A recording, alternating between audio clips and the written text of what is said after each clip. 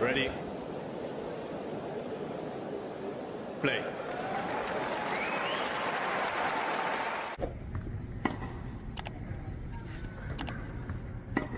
And now here I go slice.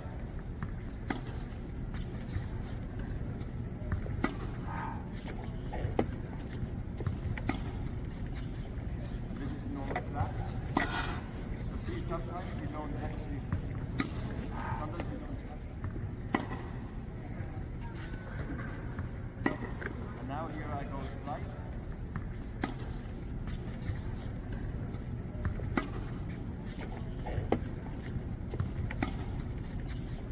And this is normal flat.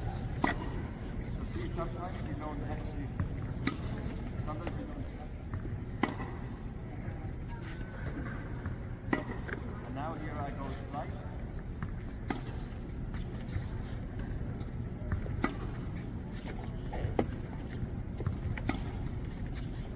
And this is normal flat. You see sometimes you don't actually, sometimes you don't. If you enjoyed this video, make sure you hit that like button. Don't forget to subscribe and click that notification bell so you don't miss out on all things tennis.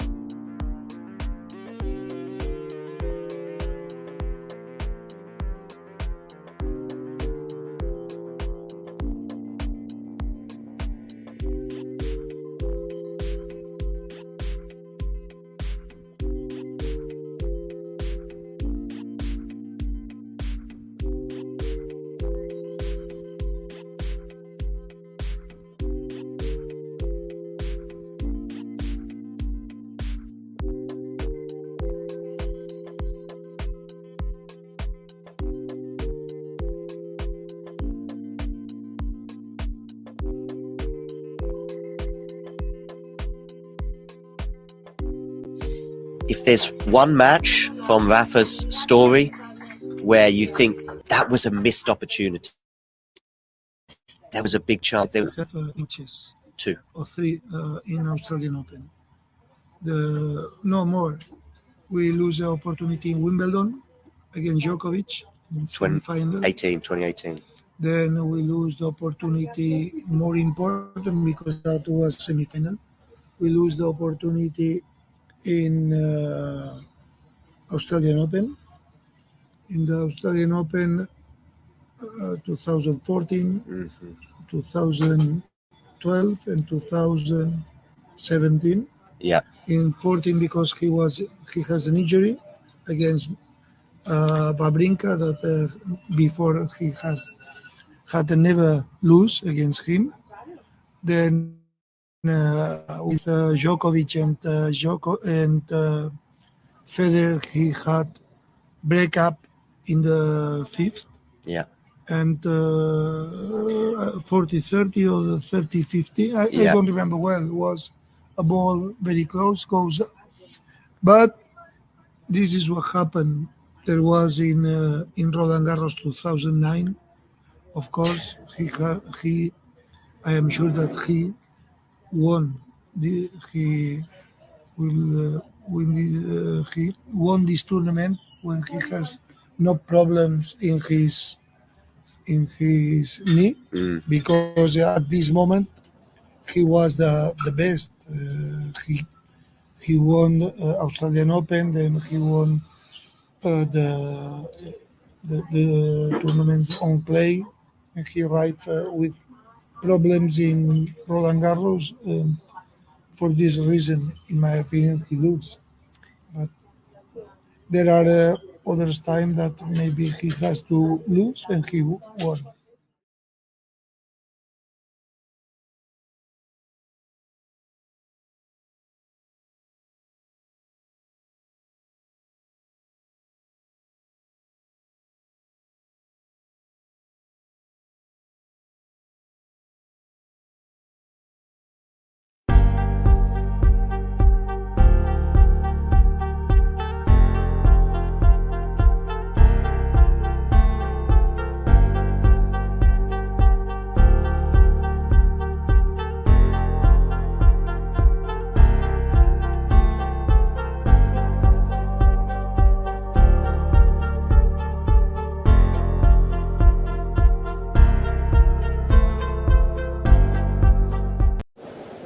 Ready. Play.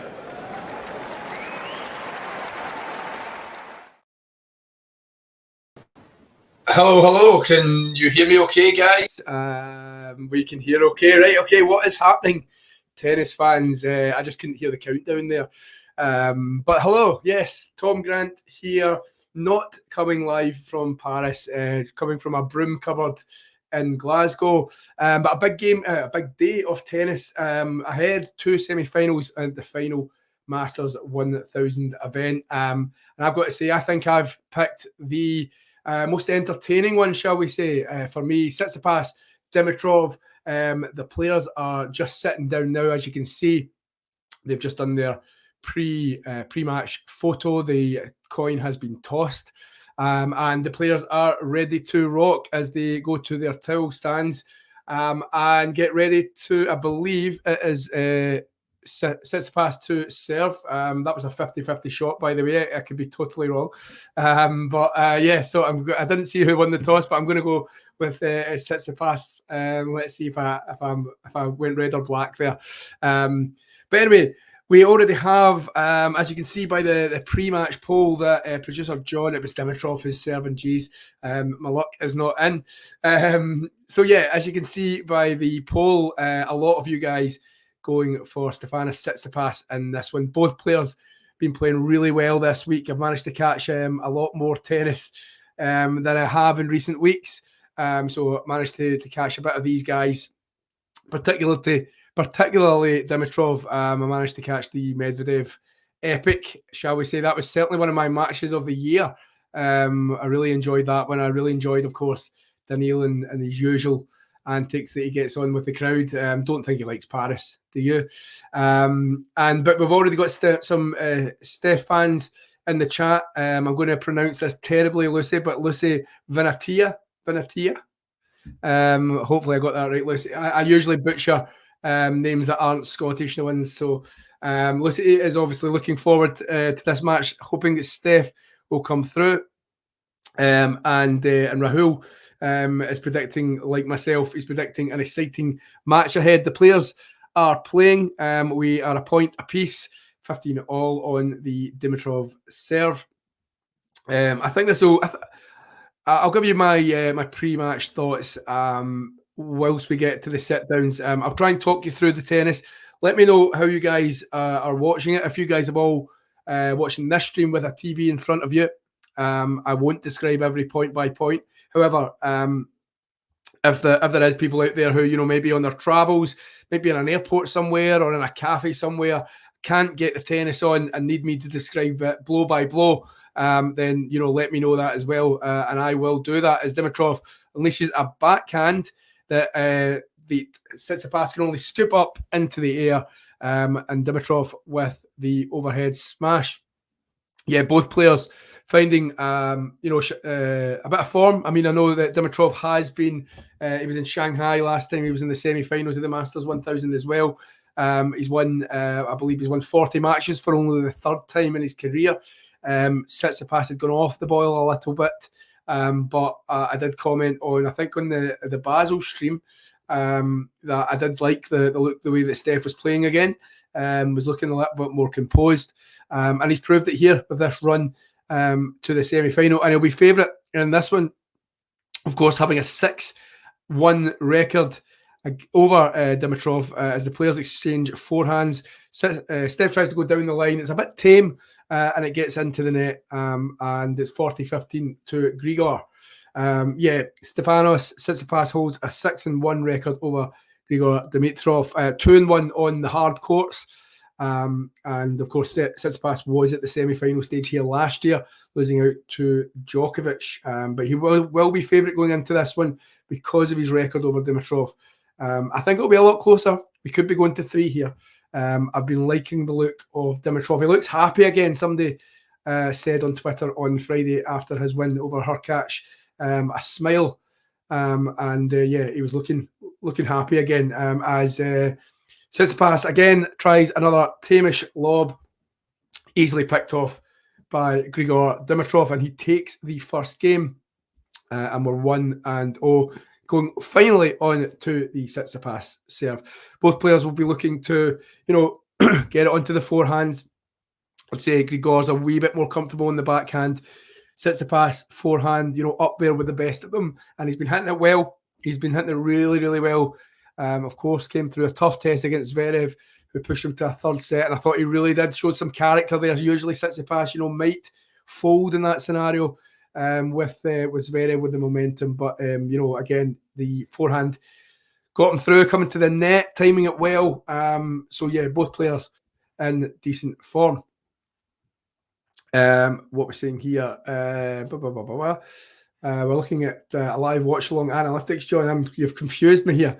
I think he's trying to throw a spanner in the works of this seamless commentary, as spectators seamlessly still file into Paris Bercy. And we're on the Tsitsipas serve. Let us know, as usual, where you guys are coming from, where you're watching from. Usually we have a few from the States, a couple from down south. Dimitrov has just picked off Tsitsipas with a classy backhand down the line winner. He's looking pumped. He's looking right up for this one. Dimitrov, a picture of a backhand, that one. Of course, Dimitrov, one of the most likeable guys on the tour. He'll have a lot of favourites here in Paris. Tsitsipas, strong first serve down the tee, can only be pushed wide and long by Dimitrov. We're at 15-0.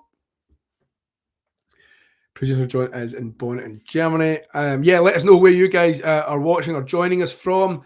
Good few of you guys on the stream. Don't be quiet. Don't be shy. Give us a comment.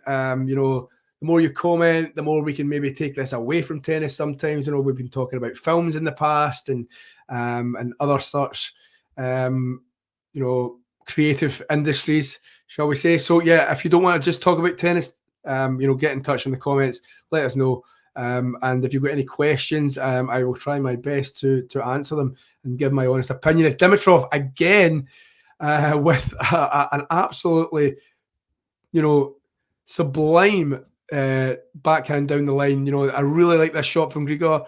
He's playing it cross court, setting up the timing, and just picked off Stefanos. He's got 15-30, and he looks in the mood. Again, this is his best. This is as well I've seen Dimitrov play in a good few years coming into this one.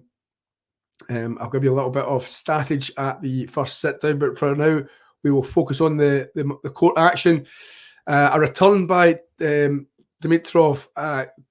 Steph couldn't get his feet quite ready as Apostolos looks on. It's 2 break points for the Bulgarian, and to get an early break of serve, put his stamp on this semi-final. Of course, semi-finals in Shanghai, lost to Rublev, I believe, and Steph has gone long. It was on the forehand that had bummed up so much, but just what the doctor's order for Grigor Dimitrov. He leads it 2-love, and he will serve for a 3-love sit-down lead. Really good start by the Bulgarian.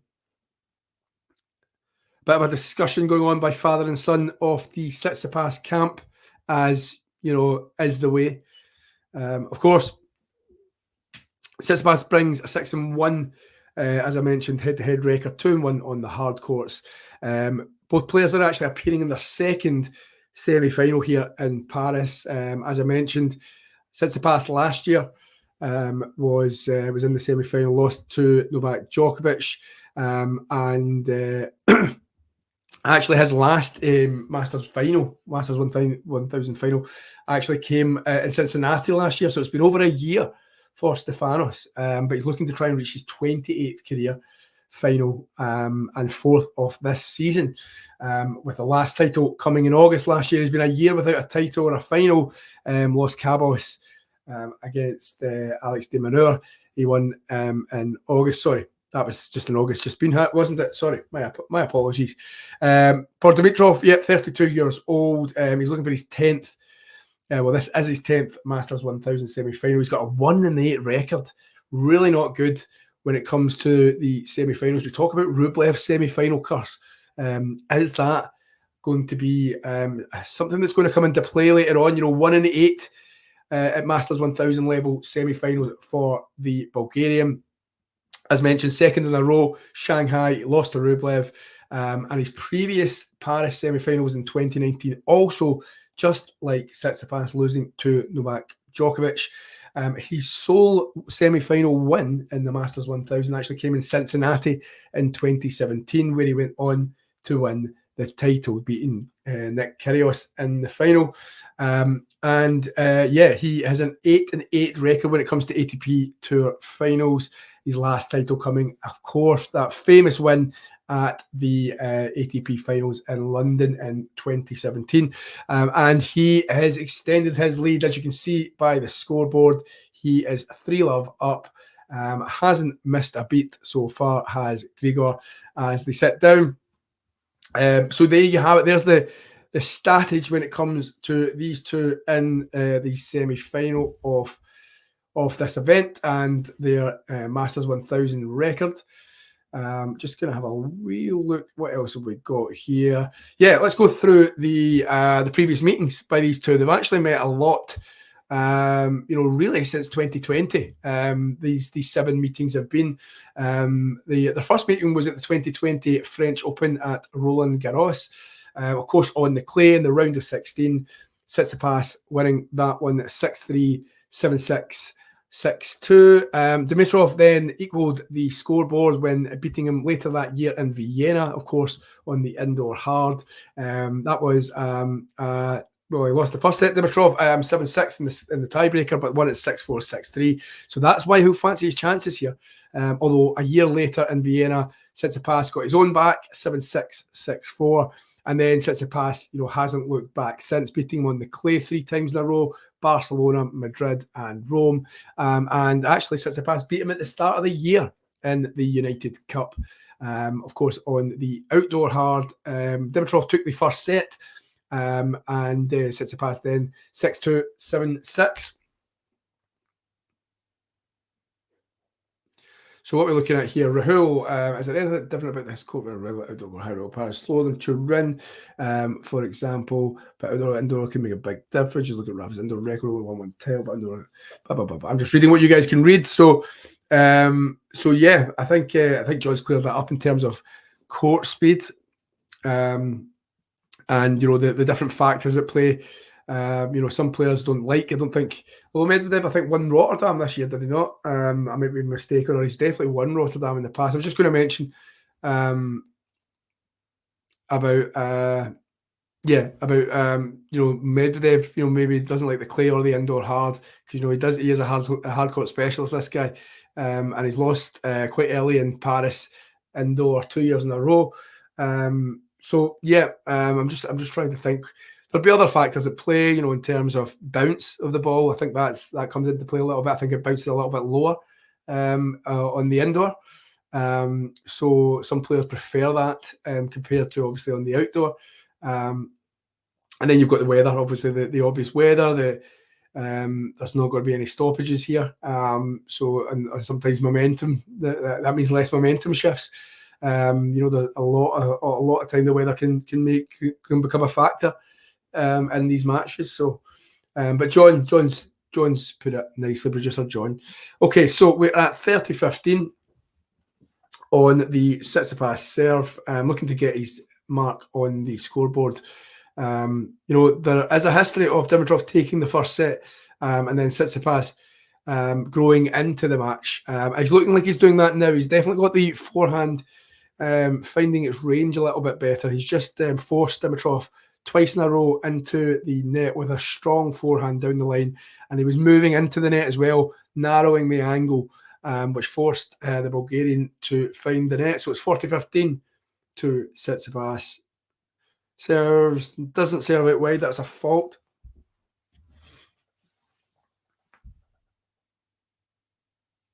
Of course, this match will be played at quite a quick pace. Both players fairly pacey. Good return on the second serve by Dimitrov. A backhand return, blocked backhand return. Again, a little bit wild there. I was just saying he was growing into the game, was the Greek, but he just went left wide of the deuce court on the far side. So it's 40-30. We'll be looking to see this out with a strong first serve. He does that, and Dimitrov finds the net. And yeah, so it's 3-1. He's finally on the scoreboard, first time in the match. Quite short, sharp, points here, which is leading to short, sharp games. And the match is flying by. I think we've only got about 15 minutes, 19 minutes is that on the clock, and we're 4 games deep. So Dimitrov to extend his lead has the ball in hand. Let us know where else you guys are watching along from. Anything else we can try and clear up, or anything you want to talk about. Who do you fancy in the other semi? It's going to be surely it's a Djokovic win.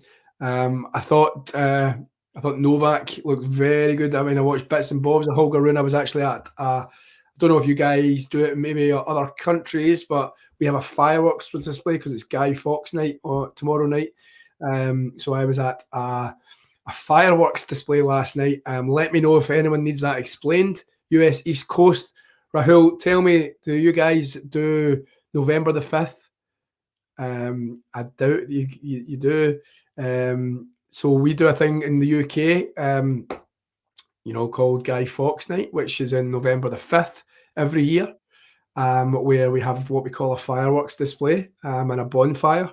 Is this very, very foreign to a lot of people? Are people going, this is the first time? Okay, right, cool. Well, so my point is, and I will have a seamless link back to tennis, Rahul.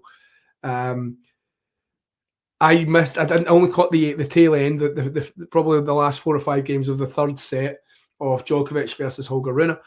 And that was because I was at what we call a fireworks display. Now, although last night was the 3rd and November the 5th is November the 5th is tomorrow, because it's a weekend night, the local rugby club put on a fireworks display where you all go. There's about 500 people. You all have sprinklers. No, not sprinklers, sparklers.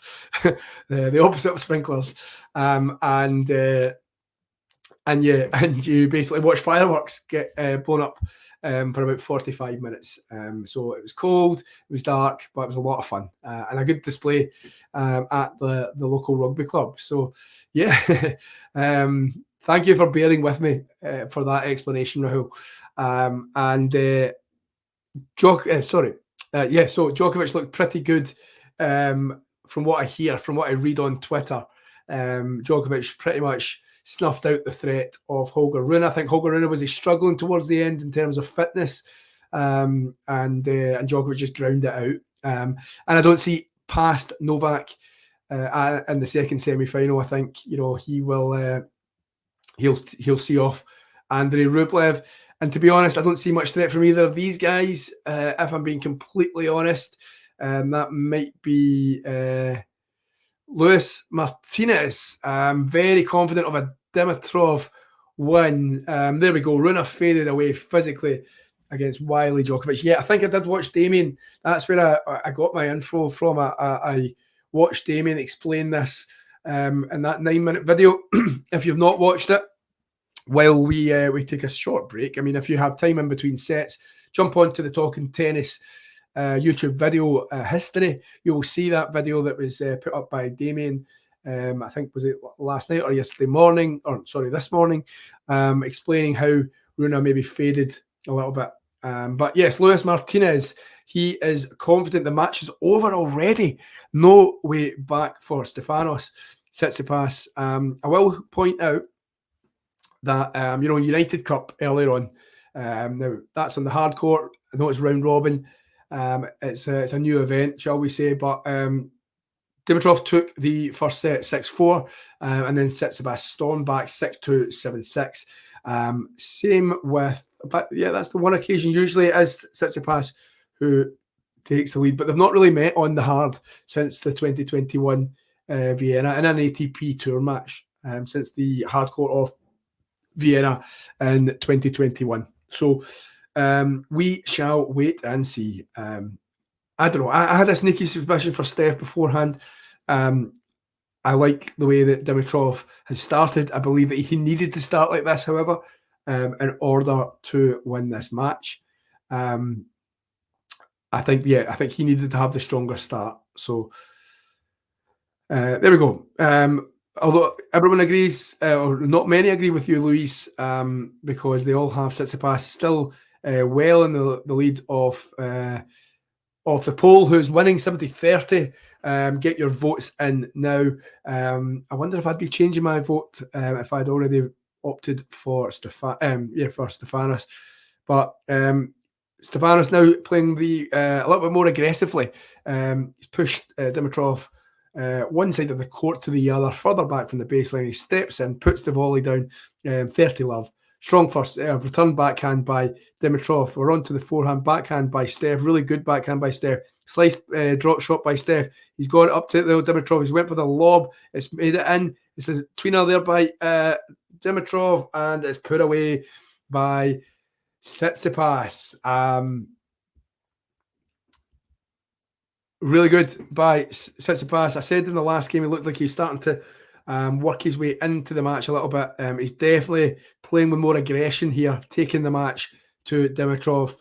Most of the points, certainly because over the last 2 games, most of the points have been dominated by Tsitsipas. So Dimitrov now feeling the pressure a little bit. We're 40-love, and we're about to be 2-4. And we are 2-4. Dimitrov finds a net with his return on the second serve, mind you. And is the momentum changing? Of course, Dimitrov, all he has to do is, see it out through his serve, dominate on the serve. He's got the break. So yeah, we shall see. It'll be a great time for Steph to hit back. He's looking like the more dominant player here. Constantly moving, waiting on the return. his dad, Apostolos, sitting in the box behind where Stefanos is. He'll be getting an earful most points here.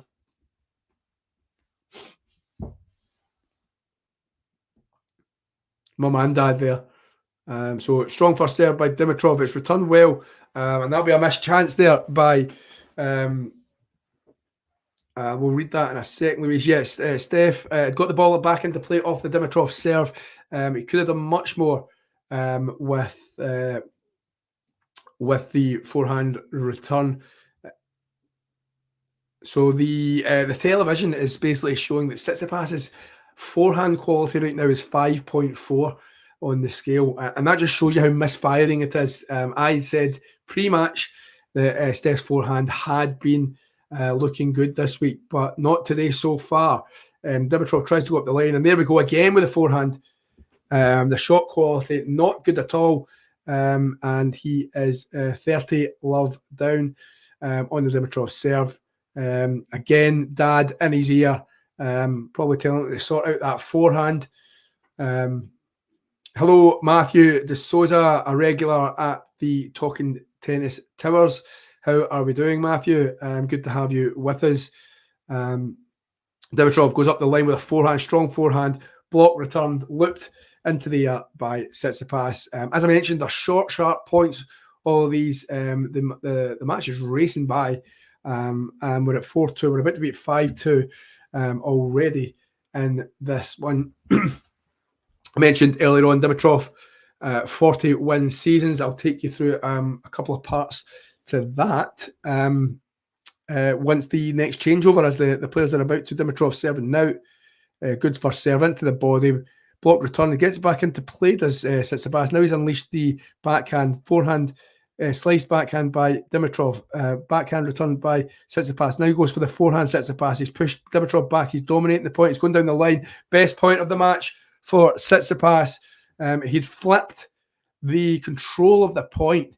It had been Dimitrov. He took control with a backhand that went long and deep into the corner of the ad court.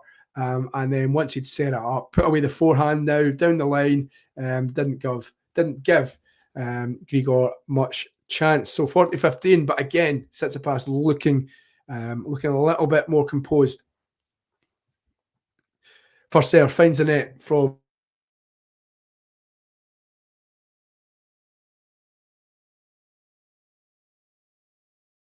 sorry about that, guys. The mic just did itself.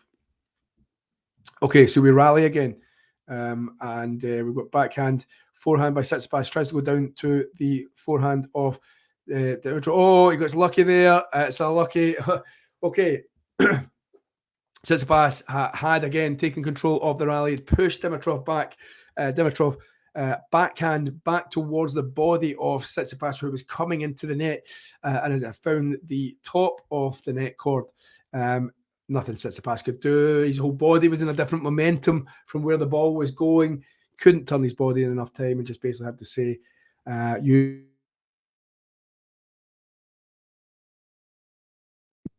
Sorry.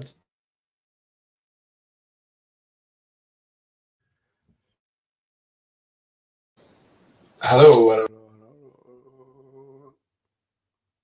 Right, sorry about that, guys. Having one or two gremlins in the mic. So I mentioned Dimitrov won his 40th match with the win over Hurkacz. And so that's he's won 40, lost 20 in 2023. 2017. He actually nearly come close to a 50-win season, did Grigor. 2017, he'd won 49 and lost 19. And then the only other year, a stellar season for Grigor. 2014, he won 50, losing 18. So this is his third in his career where he's reached 40 wins. Of course, not a chance of getting to Turin, but yeah, good finish to the season for Dimitrov. And I'd argue that if Grigor does go on to win this match, he can pose more of a problem to Novak Djokovic. No disrespect to Rublev, but I think Dimitrov could definitely pose more of a threat to Novak Djokovic, should he progress? Let me know your thoughts on that one. Plenty of you guys watching, many not speaking, not saying too much, but yeah. Also, like, subscribe, give me a follow on Twitter, or X as it's now known. Good old Elon. Yeah, so give me a follow at Tom Grant Journal. And give the Talking Tennis channel a like, a subscribe. As I said in the last commentary I did, loads of content to come in 2024. The channel's only going to get bigger and better as it kind of goes through the tennis world. It's only just over a year old. So yeah, give us a follow, get in on the ground floor, as they say. Dimitrov was anything but the ground floor there. Hang time for Grigor. He should put away a smash, but it was actually a really good shot by Steph. It timed him coming into the net poorly, did the Tsitsipas. He looked a volley up into the air, and it was almost like an umbrella smash from Grigor. So yeah, really good by Grigor. He's love 15 on the Tsitsipas serve. Pressure not too much yet, although we're on a second serve here from Steph. Yeah, we did. Okay. The block return on the second serve is pushed long by Dimitrov. Of course, Grigor, career high of number 3 in the world, 32 years old now. Still got plenty of tennis in those legs, as you can see. Baby fed, which he doesn't really like. He didn't really like the tag. It put more pressure on him as he was emerging. Has he had, what do we think of Grigor Dimitrov's career? Has he reached the heights of that many maybe predicted in his 20s, early 20s?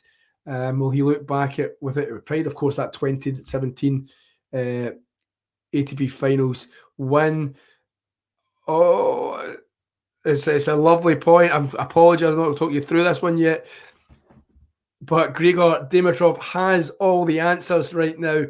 It was a bit tiki-taka tennis at the net there between the two. A couple of drop shots, a couple of volleys. So drop shot by Dimitrov. Great reaction to get the volley from Steph back. Then goes for the lob. Steph, he looked slow getting back there. Did Tsitsipas. Laboured, shall we say. And this one has 2 points from being over the first set anyway.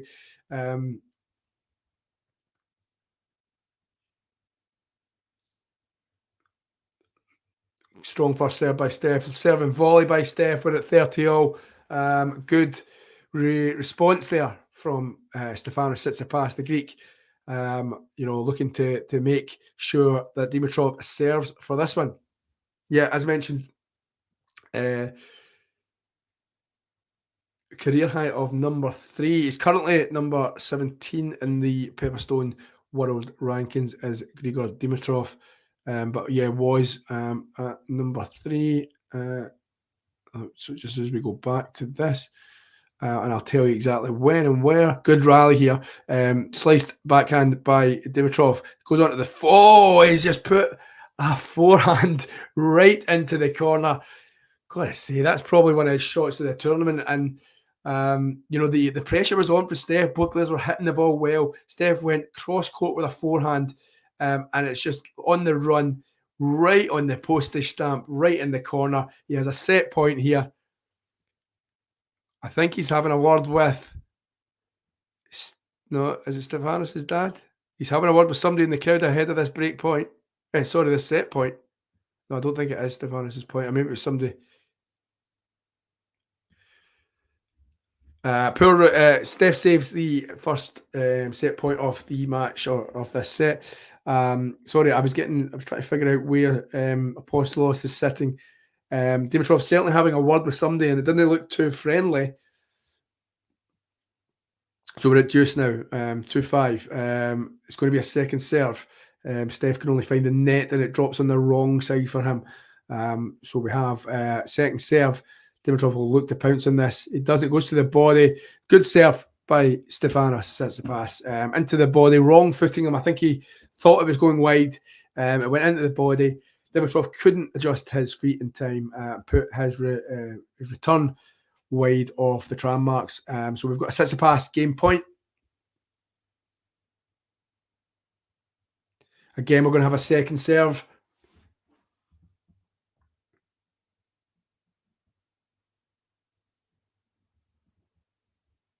Getting tense out there. Backhand return by Dimitrov. We're on to the forehand. The forehand quality just not there today so far from Stefanos Tsitsipas. Myself and John have actually had this discussion before about Tsitsipas being one of those players who regularly mishits the tennis ball, and he's just done so again.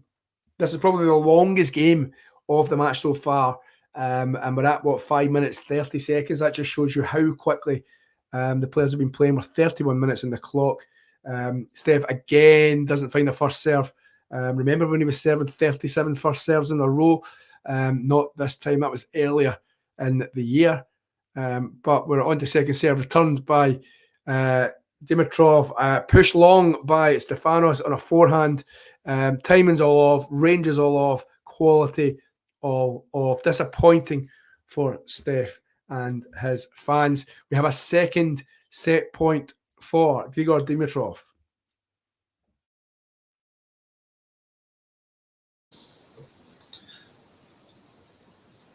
This time, no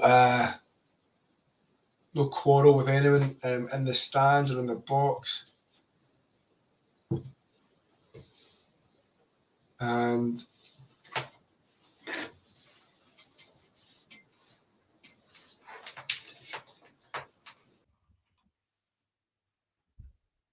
Tsitsipas, it's found the. Oh, he's going to challenge that. Okay, so where we are with this rally here, Tsitsipas controlling the point. He's drilled a forehand into the corner. Dimitrov can only lob it, return block to get it back. It did look into me, but the call has been made. It was out. Good call. Good call. Those line judges are good, aren't they? Of course, we have electronic. Well, it's not electronic line calling here, but there is Hawkeye. And the players will have 3 challenges. So one used by Dimitrov. We're back to deuce. By far and away the longest game of the match so far. And Steph serves an ace down the tee. We have game point again for Stefanos Tsitsipas this time.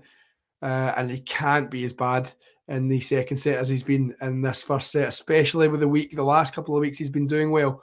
But the quality, the range, the power, all off on the forehand. Good first serve again. And there we go again. I mentioned the timing's all off. The forehand is all over the place. And again, he finds the net with it just again.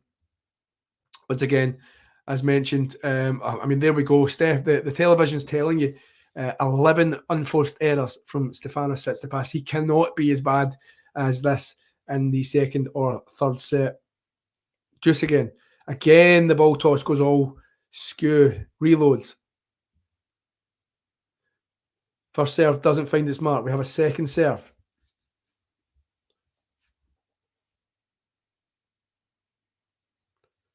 Dimitrov, wild, tried to go for the winner of the backhand return on the second serve. A lot of spin was placed on the ball by Tsitsipas, and can only find the tram lines.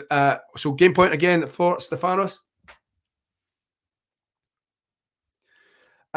Maybe. Good question, Matthew. As you can see, will this affect Dimitrov if he doesn't see it out? As Steph gets the game, we're not going to have a sit down here, are we? Because it's Dimitrov's serve. Yeah, it's Dimitrov's serve. No, I don't think Steph's caused any problems on the Dimitrov serve so far. Dimitrov did the same in a couple of his matches. He got the break and he just, was solid on his service game. And Tsitsipas just isn't playing well right now. I think he just needs to basically sit down and refocus. But I just can't see where the way the forehand's going for him to cause any problems. But we'll see as Dimitrov comes into the net. Has he made it? He has made it. And Tsitsipas, to be fair, got up. Too late now. Okay, aye. So what's happened here is volley by Dimitrov. Looked like it was right on the postage stamp of the line. Seth got up to the ball, played the shot, and went long with his forehand, and then challenged.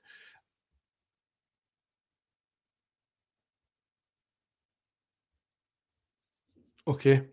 So what's been said here is Steph's saying, why can't I challenge it? I was always going to play the shot. But what the umpire is saying, okay, the umpire is saying, but you followed your shot, wait until you found out what the result of the shot was, and then challenged. So the umpire, I think is it Greg Hans? I don't know, is it Greg something? Quite right there. And actually, as a caveat, Hawkeye has just shown that the Dimitrov volley was in. So Steph wrong in both counts there. Forehand looking a little bit better there, but and maybe that'll fire him up a little bit because he's got a game. He's 15-0, but he pushed Dimitrov back. Okay, there we go. That's unbelievable. Dimitrov has won 17 out of 20 points on serve, and one of those was a double fault, and Tsitsipas has just won. So that's only the second point that Tsitsipas has won on serve in this set on the Dimitrov serve. He won't win that next one because a block return goes wide. Dimitrov 2 points away. But Matthew, I hope I answered your question. Again, we're halfway through this game now. I may have been proven right, but I've still got time to be proven wrong. But I just, as mentioned, I just didn't see Tsitsipas playing so poorly. I couldn't see him making any kind of inroads into that serve.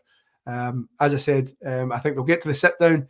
He'll probably take a toilet break, refocus. We'll see a different Steph in set 2.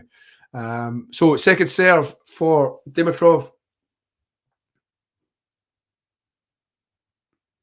Backhand return by one-handed backhand by Steph, can only find the net after on the +2. So again, sorry, described that horribly, but yeah. So Steph backhand return got it over the net. Dimitrov forehand down to the bottom of the court, and a second backhand by Tsitsipas can only find the net, and we have set point 3 and 4 here for Grigor Dimitrov.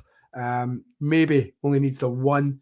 Let's see, needs a strong first serve, and he gets one, but it's well returned. It's found the corner of the court, but not on the backhand. It's 1-0 by Grigor Dimitrov, 6-3, the dominant player in the first set. Tsitsipas all over the place, particularly on the forehand. Timing's all off. No really any excuses for that one. Doesn't look like any sort of breakage is gone, so we'll keep going for now. So let's look at the first set.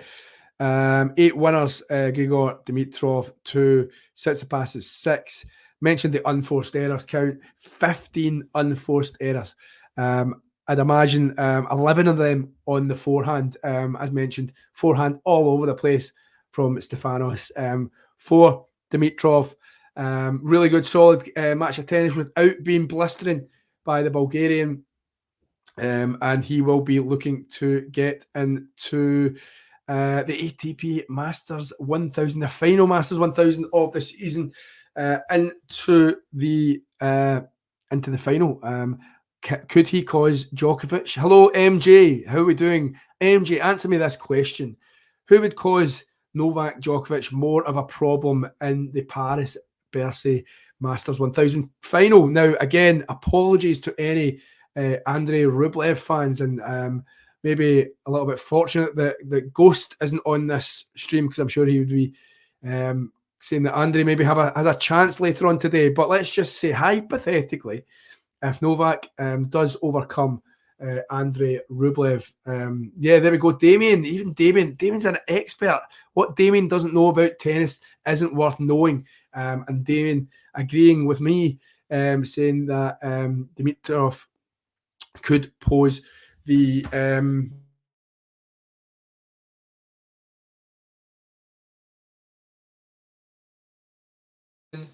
apologies, the mic popping off here and there. So let's have a look. Let's just say again, hypothetically, while we wait, the players are coming back out onto court. I think that set was just over 34, 35 minutes, 38 minutes. So relatively quick set. Obviously, that one game on the Tsitsipas serve, one of the what made that longer than it really was. A lot of short, sharp points, not really a lot of longish rallies. So really good for the viewer, I suppose. So yeah, Djokovic leads, has an 11-1 lead in the matchups against Grigor Dimitrov. But so yeah, no, it doesn't really look too good for the Bulgarian. But you know, no one gave Callum Grigor much of a hope. You know, and he was a poor forehand away from being a set and a break up and serving for the match. Holger Rune, of course, maybe the fitness came into play, but I don't think you're seeing an all-firing Novak Djokovic. You know, 6 weeks out, last event was that extraordinary US Open win. So yeah, I think, you know, you give anyone a chance against. I mean, it's an 11-2. I'm just looking up now. It's an 11-2 matchup between Djokovic and Tsitsipas. So, you know, on paper, you would say Tsitsipas has more of a chance, but I'm not going to be one silly enough to disagree with Damien. Can we get? That's a really good point, Matthew. Can we get a Greek-speaking person to translate what apostolos is saying? I'm sure we could. I don't know if we're allowed to use profanities on this stream, though, so I don't know if it would be much use.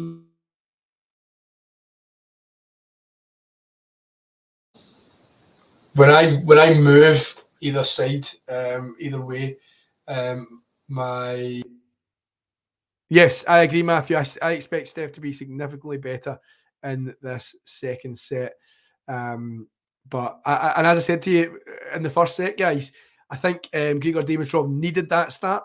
He needed to be the player that made the fast start because if Steph had done it, you know, got his eye in, got the crowd behind him, playing well, got his timing in, then it would have been a long way back for Dimitrov. But because he's got that start, I wonder how the poll is looking like right now. Let's see if the poll has changed at all, if we're still heavily on the Tsitsipas side. If you haven't voted yet, get voting. There we go. One set down, and we're 50-50. There we go. That's what I like to see. People changing their mind. You know, I've actually got a really good question for you guys, and for you don't have to have been at the event, but I was thinking about this the other day. Now, I spoke about this in a stream previously about tennis fans being fickle in the terms of all they want sometimes is a match to go longer than maybe an hour and a half. So they'll maybe support one player. Their player might be winning, you know, won the first set 6-love and then won the second set 5-love. So then they start supporting the other player just to prolong the match. And I wonder, you tennis fans, has this ever been you? Have you ever changed your support for a player mid-match just so the match will go on for longer, if you get my meaning? So, you know, imagine you're there in Paris right now. The match starts off, a lot of Grigor fans. But as this match goes on and he's looking like he's going to win it early and he's going to win it in an hour and 15 minutes, you know, you get some of the fans switching to Steph because they want to get their money's worth of their ticket. Has that ever been you? Let me know if you have changed allegiance mid-match. That's a thinker. So as John mentions, we've got 11 likes on the stream so far. Let's get that up to 20 if we can. And let's see where we go from there. So yeah, keep going. We have 9 watching right now. So let's get those numbers up. Tell your friends, post a link in the WhatsApp and say this Scottish guy's talking nonsense. And just, you know, point and laugh at me. 1-0 in set 2. Again, it's only 6 minutes. 6 minutes long. We're talking 3-minute games there. And Tsitsipas has ball in hand at 1-0. So where will this match be going? Does Tsitsipas need the break relatively soon? Otherwise, it could get to what we call squeaky bum time for the Tsitsipas camp.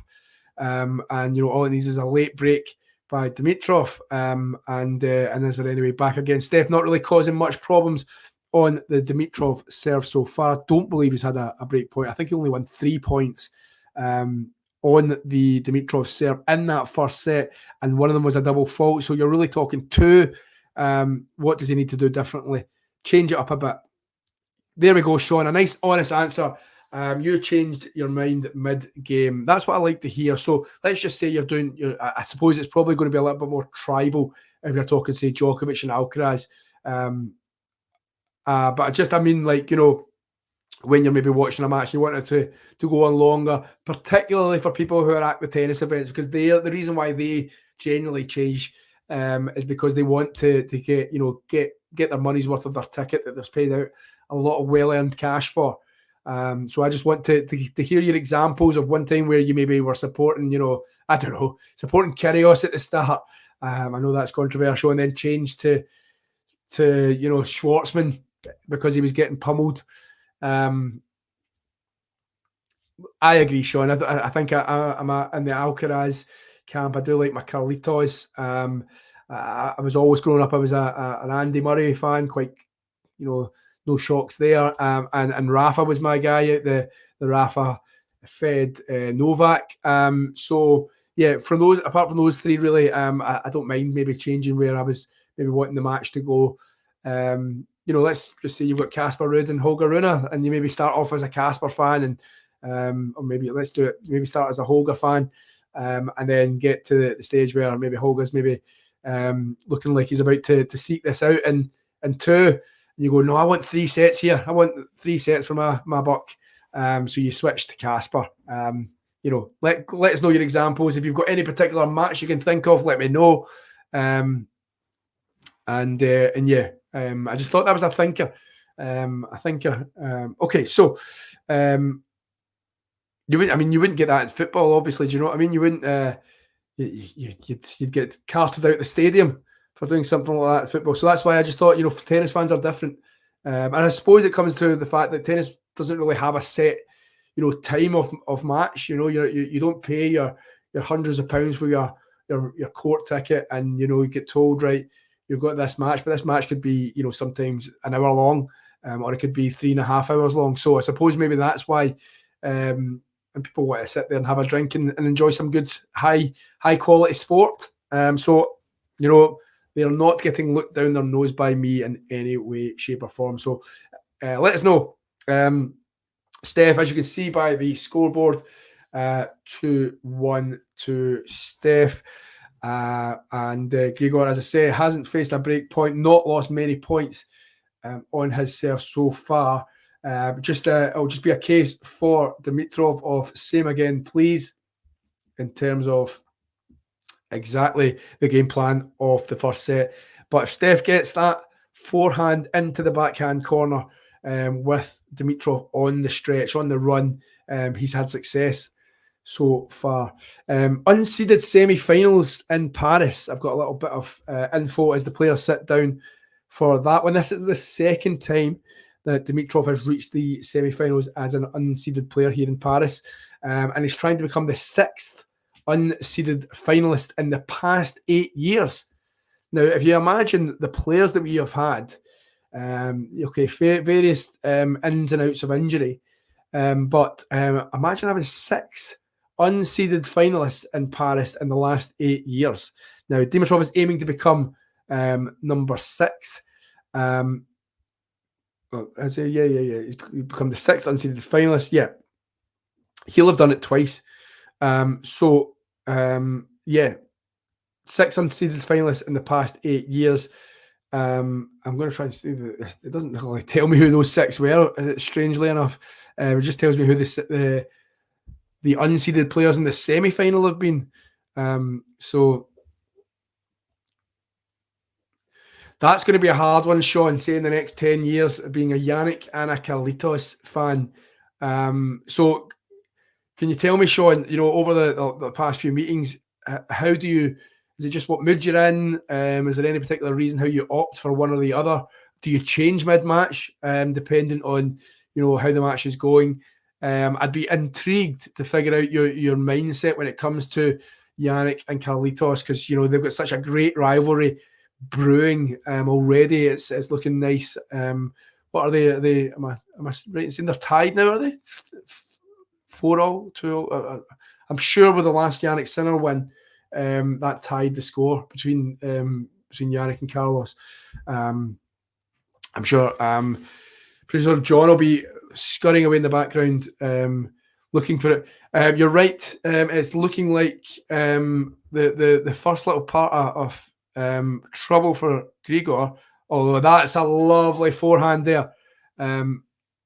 Okay, so there we go, Sean. More of a Yannick fan because I discovered him before Carlos, and you were watching all his matches. Cool. I like that.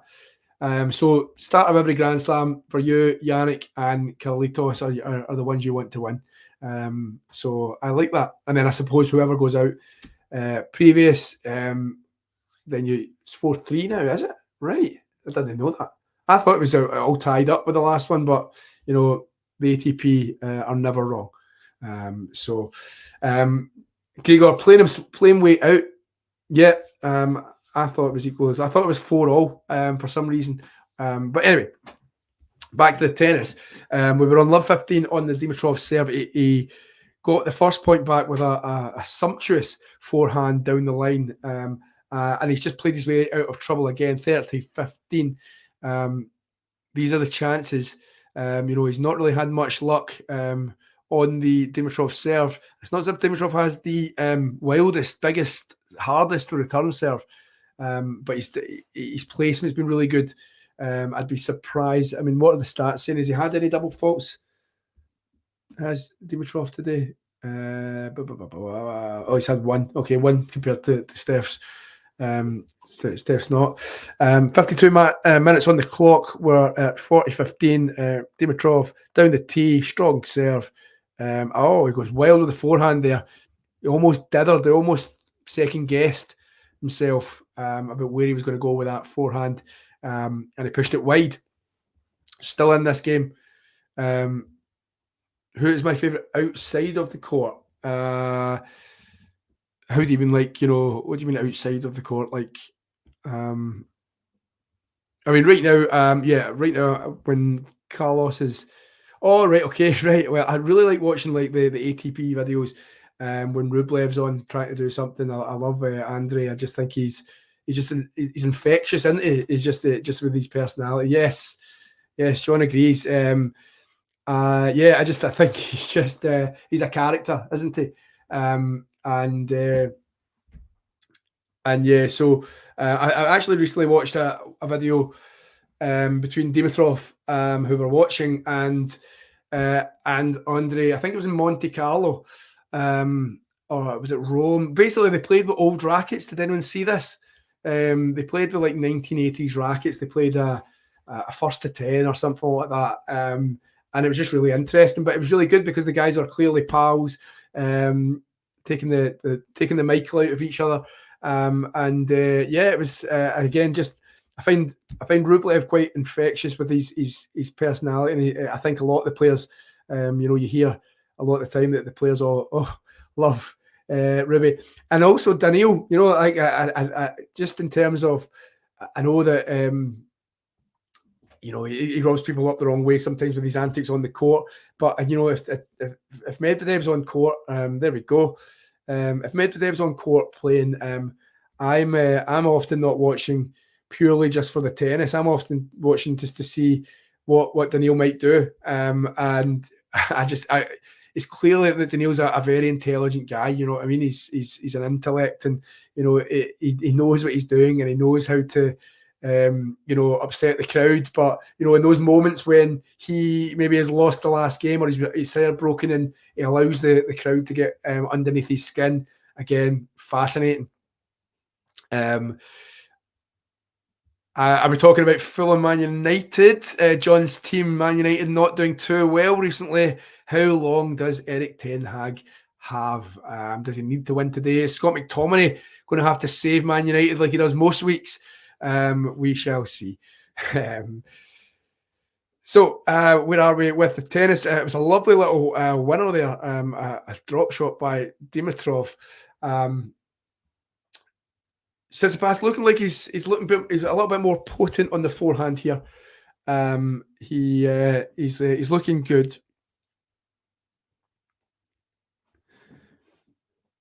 I'm just looking at the stat there. That's the apologies for the silence.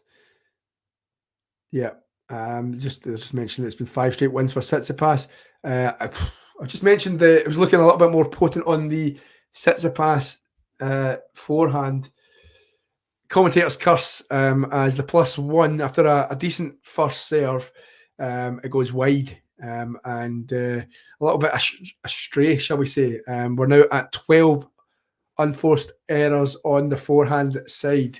You're struggling. You're going to struggle to win tennis matches, especially at this level in a semi-final with a Masters 1000.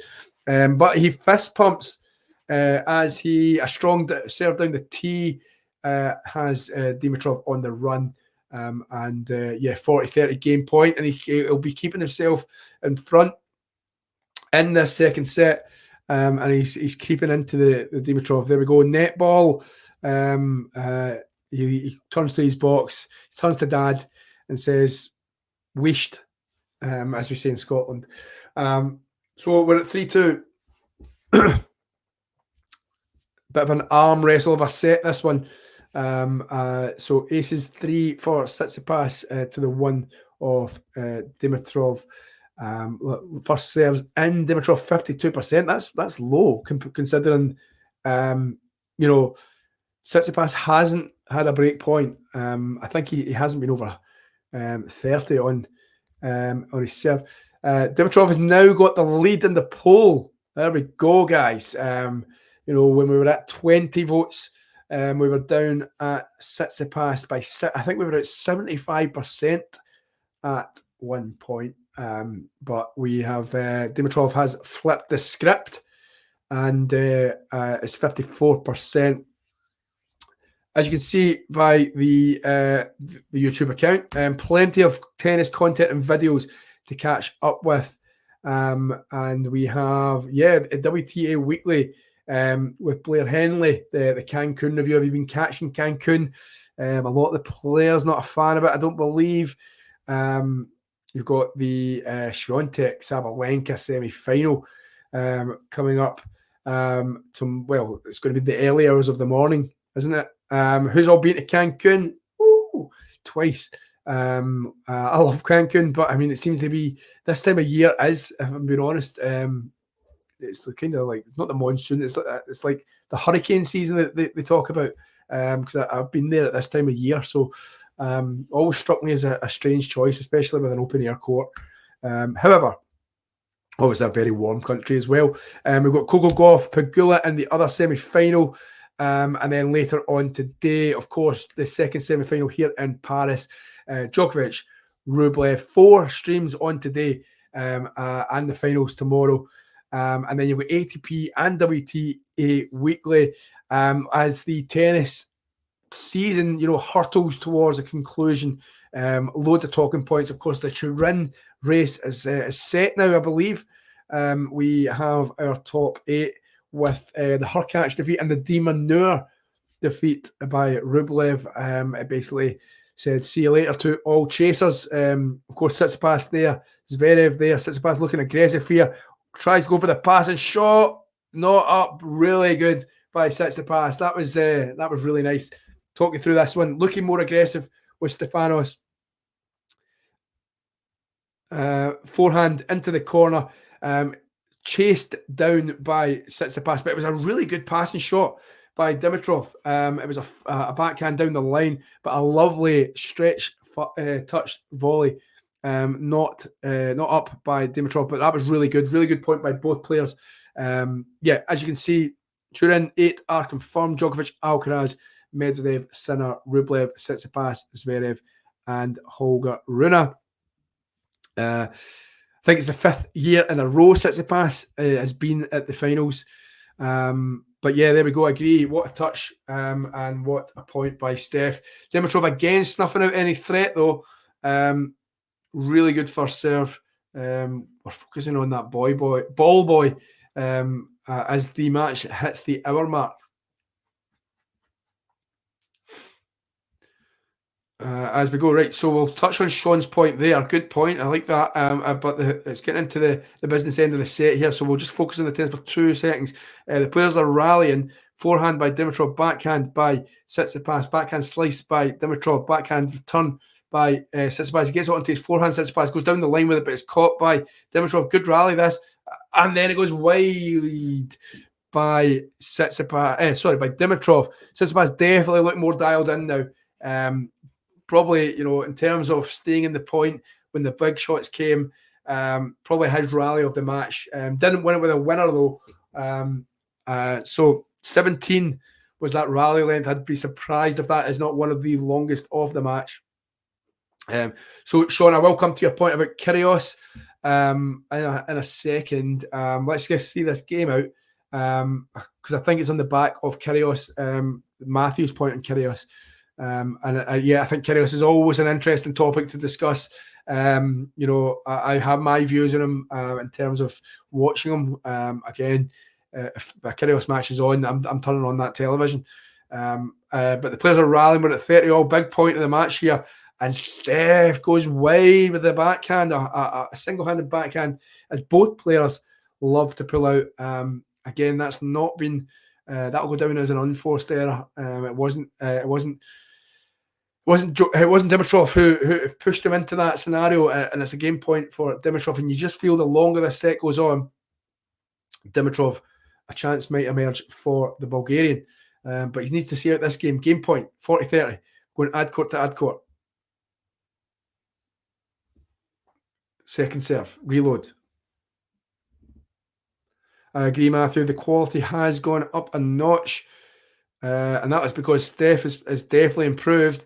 Backhand single-handed again by Steph. He's just slamming that ball, but it's getting met with Dimitrov. Now it's his turn to slam a one-handed backhand. The players are exchanging forehands. Dimitrov comes into the net, puts away a smash. Smart play by Dimitrov. He has all the answers right now. You can see Steph's trying to change it, but Grigor is matching him. Dimitrov's not always the most animated on court, but it's a hang time smash. Got up in the air and a fist pump. He knows that he has to step up the quality when Steph steps up the quality. So we're at 3-all, but much better from Stefanos. Tsitsipas. Okay, yeah, Matthew. First of all, yes, I think Kyrgios is good for tennis. I know that's going to, ruffle a few feathers, but I do think he brings in tennis fans. Whether or not, the way he goes about life outside of tennis, isn't great. However, I do agree that he's a part-time tennis player, and you're never going to get a full-time Nick Kyrgios. So I'd like to see him back. I'd like to see him firing. I think he was coming to a part of his career where you believed him, that he was going, I'm going to focus more on his career. What's went on with the injuries over the last year, it's been pretty disappointing to see, pulling out right like on the last minute of multiple Grand Slams. I'd assume he'll be looking to aim for Australia in January, February to be back. But I do think, my honest opinion is, if I've looked in the app and Kyrgios is playing, I'm turning on that television because I want to see what's going to happen. And the guy's a player. He's a talented boy. The serve is pretty relentless, and I just think he's a guy who can cause problems to the big names. But I agree. He's never. You can never go. Kyrgios in terms of is he a serious tennis player? Probably not. But the seldom times that he will play it, I will probably watch. I hope that. Was Sean's point was slightly maturing prior to his injuries. He may regret his career with the way it's panned out. I don't think he would. It just doesn't come across as the guy who's going to be sitting there at 40, 50 years old going, I should have done more in my tennis career. I think he's a pretty unapologetic guy, and I don't think he has many regrets. I might be totally doing him a disservice, but yeah. Let's get Nick back and playing tennis and you know, just judge him on his tennis. That's what I will do because I'm a tennis fan. Anyway, we have a bit of a chance brewing here. Is the end now for Tsitsipas? Very early to say that, but a strong first serve. Oh, it's went out. Ooh. Right, so the game plan is clear here. Get the serve in the box and the +1, drill it into the Dimitrov backhand corner, and then come into the net and squeeze the angle. That's the tactic, and it's worked. But Dimitrov isn't a million miles away from getting that ball back. We're at 30-all. It's a let on the first serve. Yeah, if that one had landed in, I don't know if Steph was actually going to get that wee half volley dink over the net. Such was the accuracy, or the near accuracy, of the Dimitrov return. Dimitrov's certainly stepped up as well. As I say that, he puts a slice backhand into the net, serve right into the body of the Bulgarian. Game point for Tsitsipas. So as I say, small chance brewing. It's snuffed out by the Greek. Second serve, we reload. Forgot about my coffee, it's now cold. So the players are rallying. We're forehand to forehand at the moment, cross court to cross court. Dimitrov not as comfortable there when it goes cross court, puts it long, and the players sit down at 4-3 to Stefanos Tsitsipas. I agree, Matthew. I think it had to go up. I don't think the first set was any great shake, particularly as mentioned from Tsitsipas in the forehand. You know, 14, 15 unforced errors on the Tsitsipas forehand tells its own story. But get a sense that, yeah, he's going to. You get a sense that Tsitsipas is just going to improve now, and hopefully so, because then Grigor can up his level. You know, I'm leaning towards Dimitrov. If he holds here, that's the key thing. I think this is a massive game in this tennis match. If he holds here, we're talking, you know, the pressure then goes on to Tsitsipas. One wrong move from Tsitsipas, and Dimitrov then basically has to serve it out. Saying that, if Tsitsipas can break here, you know, he'll be serving for the second set and the momentum shifts and the doubts come into Grigor Dimitrov. So a massive moment in this tennis match coming up on the Dimitrov serve for me. But I'm just having a look at breakpoint serves. If you look at the statage on your screen right now, 0 from 0. Dimitrov hasn't had to worry about a breakpoint. Purely down to the fact that the Tsitsipas hasn't been able to make any inroads. Purely down to that. So, massive game coming up. Tsitsipas taking a moment. I think he's getting a new racket. Yep.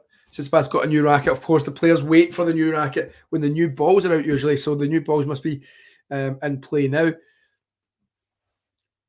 He'll be able to, you know, watch this backhand get smacked. I think he'll try and play this onto his backhand more than the forehand, because he knows the forehand hasn't been firing, unless he still trusts the forehand and he says, okay, you know, if I get a sniff, I'm taking it. Massive game coming up. Dimitrov, actually prefer, who was it I saw on Twitter saying Dimitrov in the backwards cap is a fast improvement on the bandana he'd been wearing. So yeah, a little bit like Holger Rune, and a really good start by Dimitrov. The +1, wrong foots Steph. He did a wide serve, block return, +1 put away into the corner, disguised that beautifully. 15 love to the Bulgarian. 14, just the screen is showing 14 winners from Dimitrov to Tsitsipas' 10. First serve in again, up the line forehand, cross court by Tsitsipas. It's a poor volley. Oh, and Tsitsipas. Jeez, oh. You know, these are the shots that will haunt a player when they lose a match. Oh, that was my chance there. Dimitrov in no man's land, really, with the quality of return from Tsitsipas right at Dimitrov's feet, and could only lip the volley return. And Tsitsipas, with all the time in the world, he was up at the ball. He went for power rather than placement and put it long. Another first serve in by Dimitrov. He's going to go into the other corner. Yes, he is. He's come into the net. Miss hit by Steph, and it goes long. We have 40 love.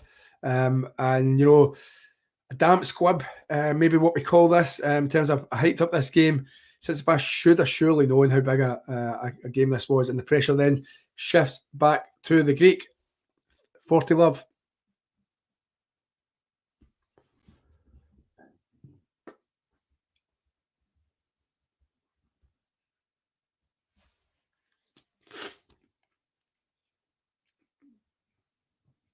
Oh, double fault by Dimitrov. His first or second of the match.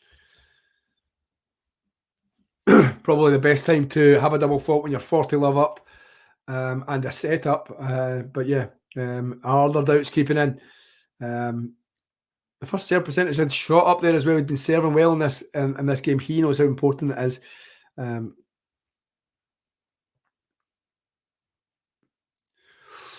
Another first serve thrown away, went long. Now the doubts come in.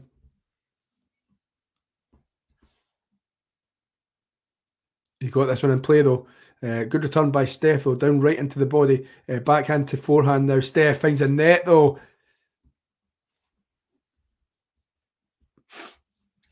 Risky second serve that was from Dimitrov. And the players sit down again. And now it's, in fact, the players do not sit down, of course. Dimitrov was just getting a new racket out. So, again, it's the new racket out when it's the new balls and when you're returning. That's what you'll find the players will do.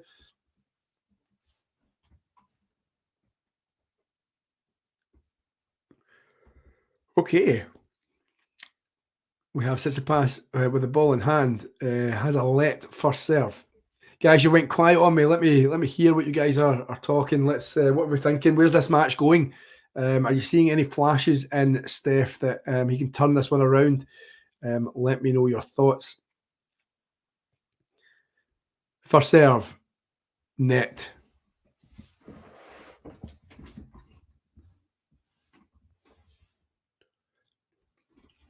Oh, it was a very, very slow second serve, read by Dimitrov, and it's a sumptuous, again, cross-court, backhand, into the corner, took it early, on the rise, see you later, love 15.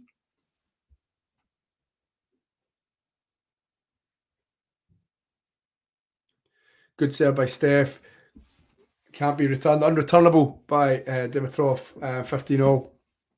Steph needs to gain more of those first serves. He'll go wide with this serve, I'd imagine. Oh, I'd imagine there's been has it been Scott McTominay? Oh, Fernandez, the worst guy in the history of the world. Right. So, oh, no. Back to the tennis. Right, so I think that was a second serve. It was a poor or weak serve. Steph comes into the net. Dimitrov goes up the line. Well read by Tsitsipas. Good volley. He'll need more of that. Needs to time those coming into it. But, you know, to be fair, Dimitrov is wise to it. He saw the Greek had come in. He tried to go up the line. There wasn't much wrong with the passing shot, but it was just well read by Tsitsipas. 30-15. First serve in again, right to the body, block return. But this time read by Dimitrov. He stayed where he was. Tsitsipas tried to go down to where Dimitrov was standing. Dimitrov didn't fall for the con, didn't go cross court, and was just waiting to pick him off. This time with a passing shot. 30-all, 2 points away from a massive break of serve. He blows the fingers. You know, how cool was that? First serve not in, goes wide. He tries to go wide again. This one will surely go into the body. He's not going to risk going down the tee, is he? He doesn't. It goes into the body. The same return this time, read by Steph. A sliced backhand goes down the line, forehand by Tsitsipas. Back into the middle of the court. Forehand by Dimitrov. Forehand by Tsitsipas. Forehand just over the net by Dimitrov. Slice backhand by Steph. Up the line. Forehand by Dimitrov. Tries to come into the net. Stops himself. He's pushed Steph all the way back into the corner. It's a looping return. He's got this volley. He's going to put it away. He does. He puts it away. It's a break point by Tsitsipas. Sorry, a lot going on there. Trying to keep up with play. But a forehand by Dimitrov had pushed Steph right into the ad corner. Pushed up into I just do not like Fernandez. I always have this chat with my pals. Like, this guy is he's always diving, he's always complaining to the ref, he's always moaning. Yeah, not a fan. Anyway, breakpoint, massive moment in this match, in this semi-final, the first semi-final of the last Masters 1000 event of the season.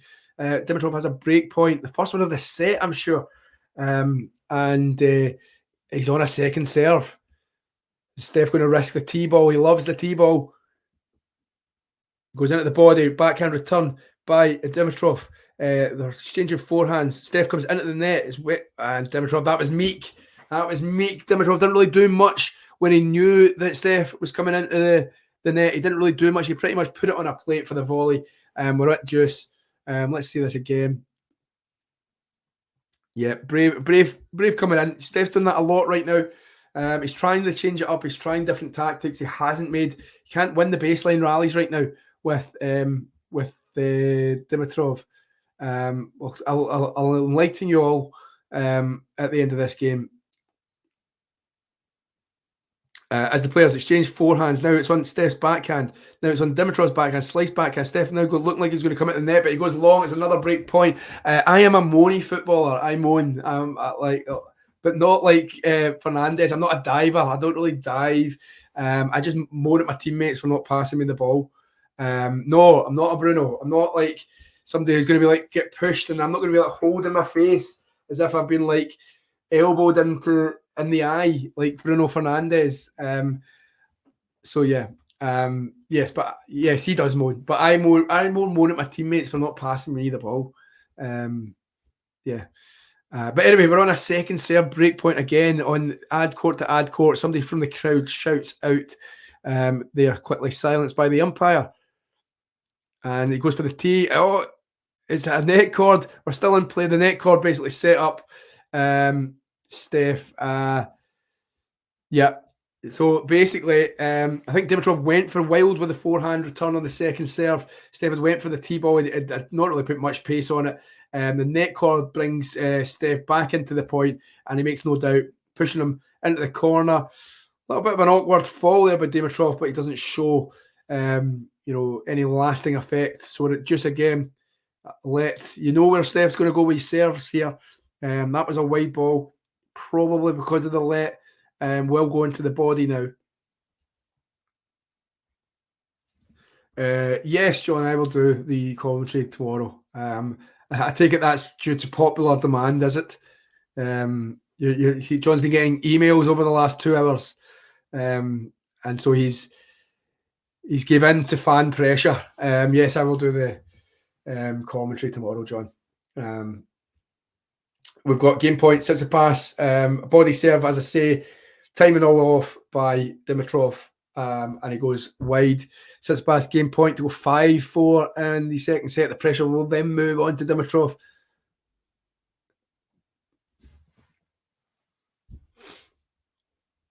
Again, it's not really been a long rally match, has it? It's not really been like, I think there was 117, which was the longest of the match.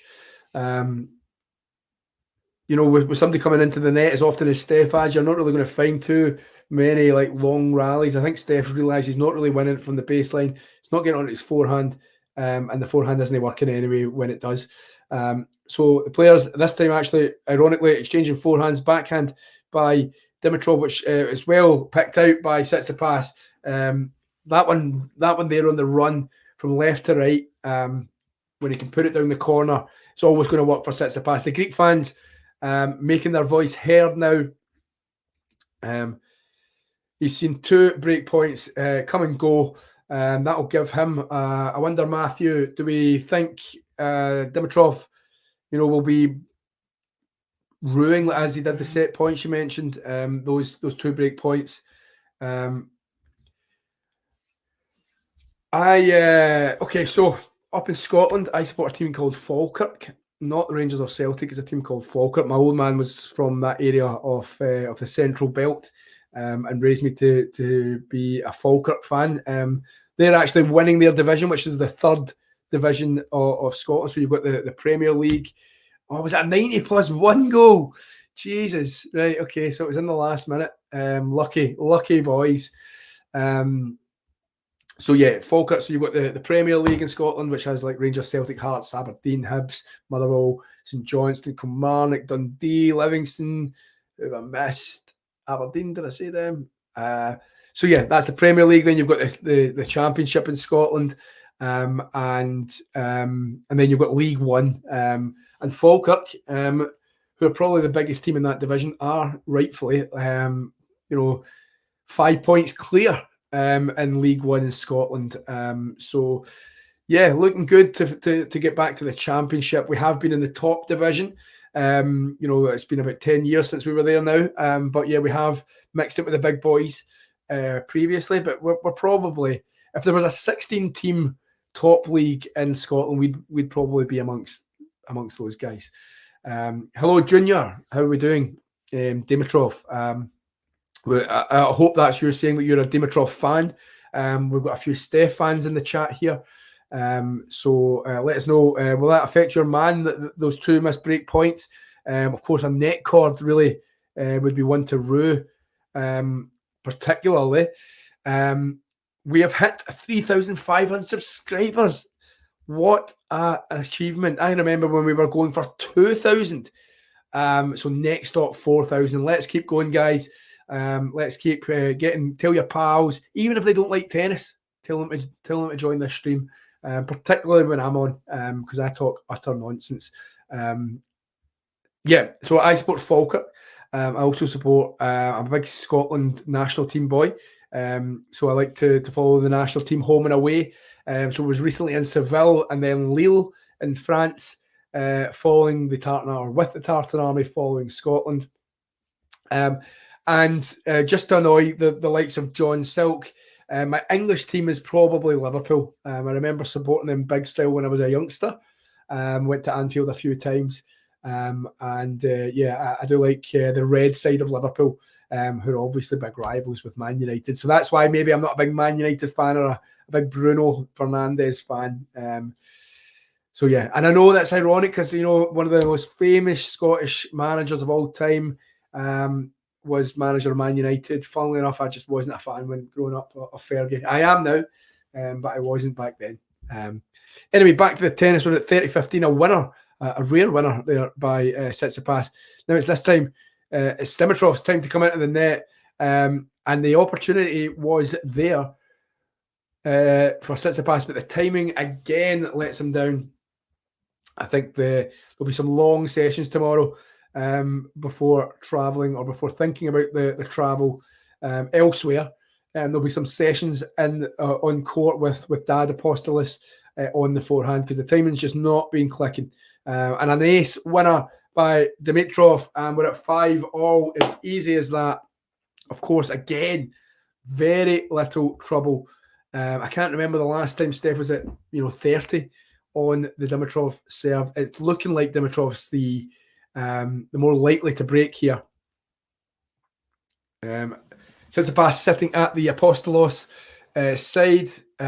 So Dad giving him a couple of bits of advice. In fact, I don't think he is actually. I think he maybe just, the mic was just on him. I think Apostolos is at the Dimitrov side. Second serve. Dimitrov way off with that return. Come on, Grigor. You're better than that. Jamie Delgado in the Dimitrov box, egging on his guy, his man. Come on, Grigor, you're better than that return. Let's get this wrapped up nice and early. The only reason I'm saying that, guys, is I need to shoot at 3 o'clock, and I would like to get this whole stream. It's a serve and volley attempt by Dimitrov again. By Tsitsipas. Dimitrov was there. He had a look at it. Just couldn't execute it. he tried to, try and put too much power and spin on it. And really, if it just, connected with the ball, guided it down the line, that was his point. And instead, we're on 30 love to Tsitsipas. A net cord this time works out for Dimitrov, and it pushes Tsitsipas long, 30-15 on the Tsitsipas serve. I recognise, guys, sometimes maybe speak a little bit fast for those with not of a Scottish tongue to understand. I will try and slow down. Tsitsipas into the net for first serve.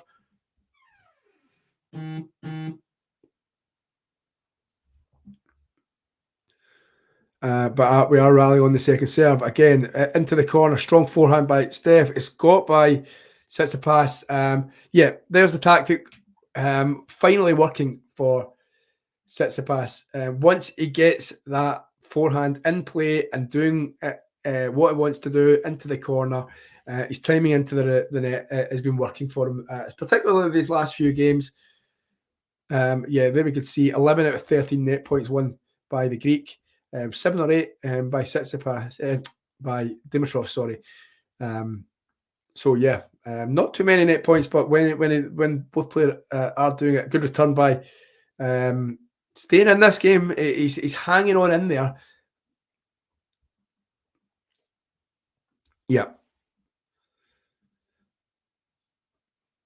Just having a quick listen there, talking about Dimitrov attacking.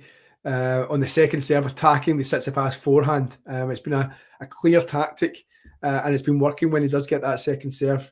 But he won't on this occasion because it's an ace winner, just as Dimitrov did in the last game. Ace number 4 for Tsitsipas, and he leads 6-5.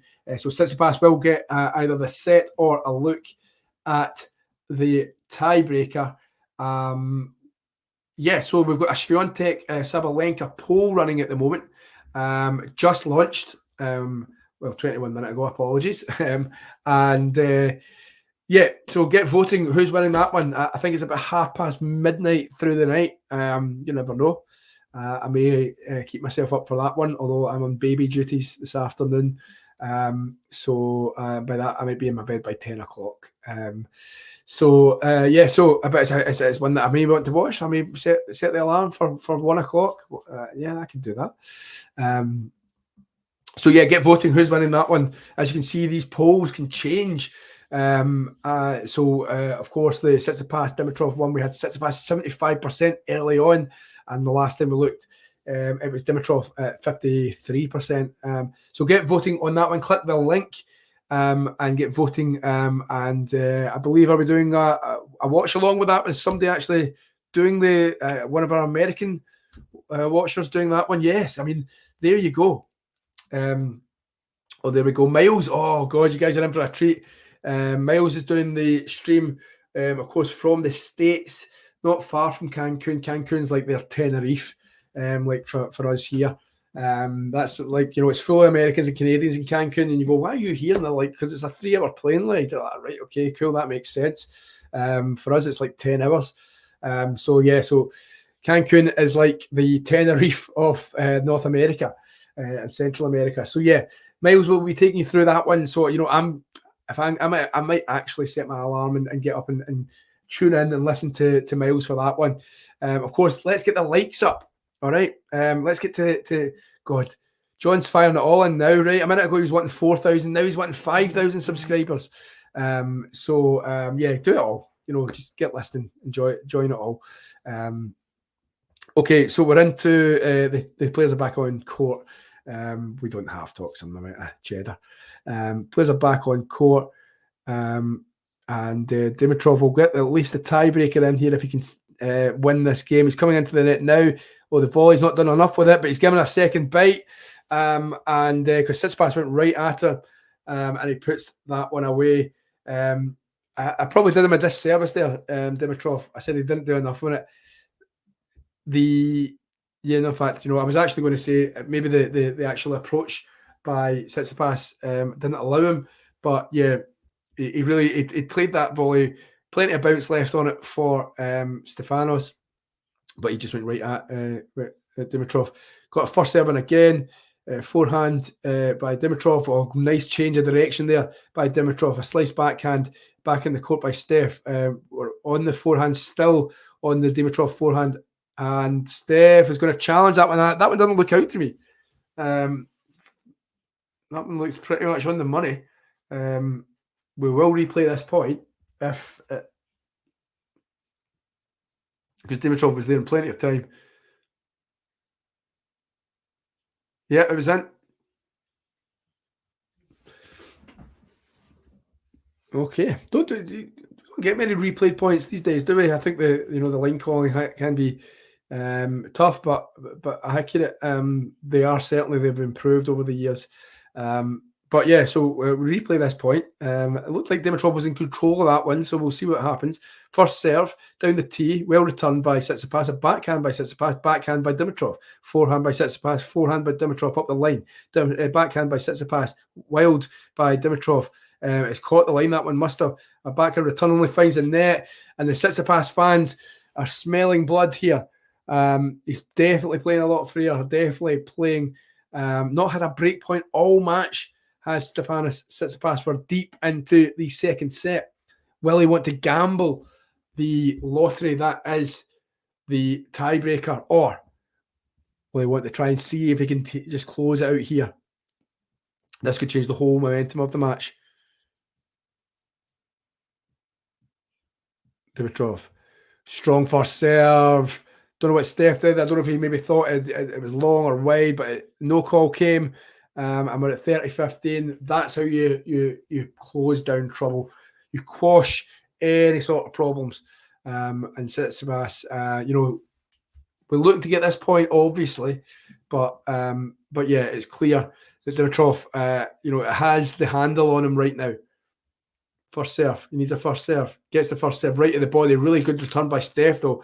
But a good +1 by Dimitrov. Where's he going to go? He goes cross-court with the forehand. A volley by Dimitrov. He finds its mark and he sees it out. Really good play at the net by Dimitrov. Courageous, some might say. And you know what? Steph didn't do too much wrong in that rally.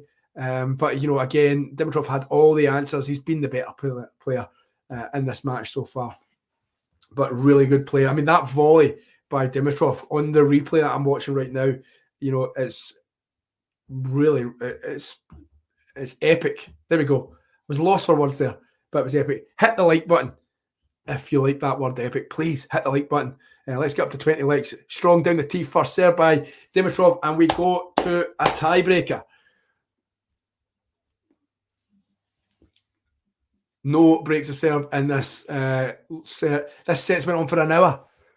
First set was 30 odd minutes long. One game was 6 minutes. The rest were short, sharp. The points have been short, sharp. We haven't had lots of long rallies. I think the longest has been 17. I'd imagine this will fly by. So where are we going to go? Are we going Tsitsipas? Are we going Dimitrov? If Tsitsipas wins this tiebreak, is the momentum shifting to him? He's not been the better player, but a strong out wide first serve and the +1 into the other corner. That's always going to be the play. Dimitrov needs to start reading that better. It was going just court, and it was seen off fairly comfortably by Tsitsipas. Okay, doke. We've got plenty of you guys join us now. We've got 30 odds here watching. Pass along to your WhatsApp group. Scots guy talking nonsense about the tennis, not always just about the tennis. Dimitrov now, strong first serve into the body, slice return, backhand by Steph. That must have just found the line by Dimitrov. Looks like Steph's hitting his backhand a lot better now, and that one goes long, and Steph gets the mini break.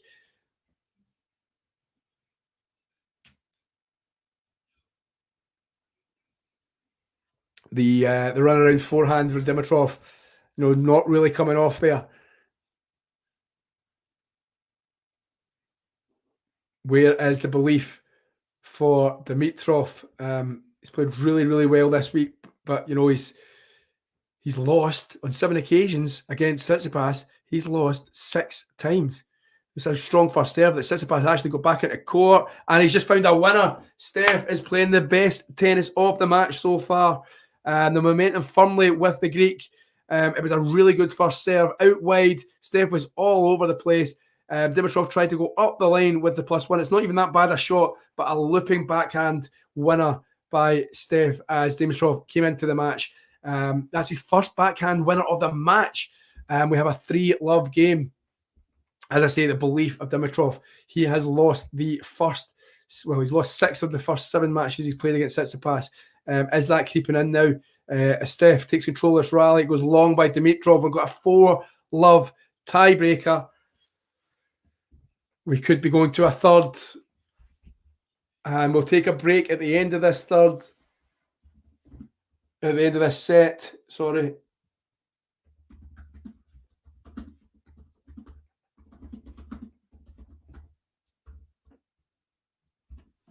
And Dimitrov can only find the net from a strong Steph first serve. We've got 5-love to Stefanos Tsitsipas. Dimitrov needs these next 2 points on serve. Where has this form come from? As Rahul says, locked in right now. His best tennis of the match. That winner really changed. As soon as he got the mini break, Dimitrov, the doubts are coming in. This is a guy, Steph, who hasn't had a break point in the match, and he's 2 points away from levelling up the match. Oh, the first serve's wild from Dimitrov. He's having his first little falter of the entire afternoon. Steph, return again. Slice backhand up the line. Backhand by Dimitrov. Really good shot. But again, returned. And it's wild. It's 6 set points for Tsitsipas.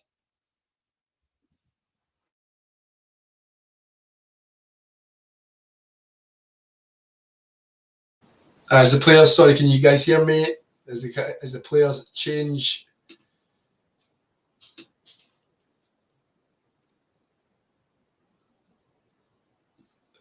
So we have 26 guys of 26 of you guys watching. Good to have you along. I'm going to play a quick promo just to kind of reiterate what it is. Oh, in fact, we've got producer John back. He'll do that. But if this match, yeah, I can do 10 more then. So what we have, 6 set points for Stefanos, and then we'll see what happens from there. So we're rallying forehand to forehand. Good strong forehand by Dimitrov, and he puts the winner away. He's still in this one, but Steph has the ball on his racket, and excuse me. Plenty of set points left for Stefanos Tsitsipas. I think we're going to see an ace here, aren't we? An ace down the tee. Oh, where is he? Where is he? Come on, shot. Nah. Go in the body. Good return by Dimitrov. Sliced backhand by Stefanos. Backhand forehand by Dimitrov. Forehand by Tsitsipas. And wild from Dimitrov. We're at 1 set. Oh, where has that come from? He hasn't been in this match whatsoever. He hasn't had a break point, but he absolutely cleans up in the tiebreaker. 7-1. And we're taking it into, it's an hour and 37 long. Those fans will be pleased. They haven't changed allegiance. Maybe some did change from Dimitrov to Steph, so they could get this third set. Where does this rank? The poll is closed. Everyone was going with Tsitsipas. Let's look at the stats of that second set. It was 13 winners from Dimitrov, 10 for Steph, 10 unforced errors, and 15 from Steph. So even there, the reading is that Dimitrov was the dominant player, had the break points, didn't take the break points. Stefanos Tsitsipas has managed to squeeze out a third set. We're an hour and 39 minutes long in this match. Just going to play a quick video for people who have just joined us, never joined us before, just to give you a quick outline of what Talking Tennis is, and then we'll be back in 90 seconds. Thanks for tuning into this watch along. While there's a break in play, here's a reminder to hit the like button, subscribe, and click that notification bell. Your support helps to keep the channel going. While we're here, you can now become a member to enjoy perks including badges for the live chat, but also bonus material such as interviews with top players from both ATP and WTA tours. The membership link is pinned in the live chat. You can also follow us on Twitter, Facebook and Instagram. So whether it be serves or volleys, forehands or backhands, serve bots or drop shots, we've got you covered, whether that be via our website, talking-tennis.com, where you can read features and interviews from our top writers. Or if you prefer us in audio form, you can subscribe to our podcast on Apple, Amazon or Spotify or wherever you get your podcasts from. Remember, we offer you wall-to-wall coverage via our regular watch-alongs, magazine shows such as Nick's WTA Weekly or Damien and Mario's ATP version. Plus, we deliver top content from people on the ground, actually at the tournaments, so you get even nearer to the action. So, what are you waiting for? Hit that subscribe button so you don't miss out on all things tennis. Yes, for all the people who have just joined Talking Tennis or looked into Talking Tennis for the first time today, that promo nicely tells you what we're all about. And we timed it perfect because Dimitrov is just pulling out his first serve. Steph definitely playing better, backhand to backhand. The player sliced backhand by Tsitsipas, a good forehand by Dimitrov, and Tsitsipas can only find the net. Anastasia, how are we doing? Anastasia, Talking Tennis regular, and somebody who actually I spoke to last, I think, at the US Open final she was at, I think the ladies final, and she was talking to us live from the event. Of course, Coco Gauff winning that one, much to the home crowd's delight. So Boris Becker, of course, has coached both Djokovic and Holger Rune.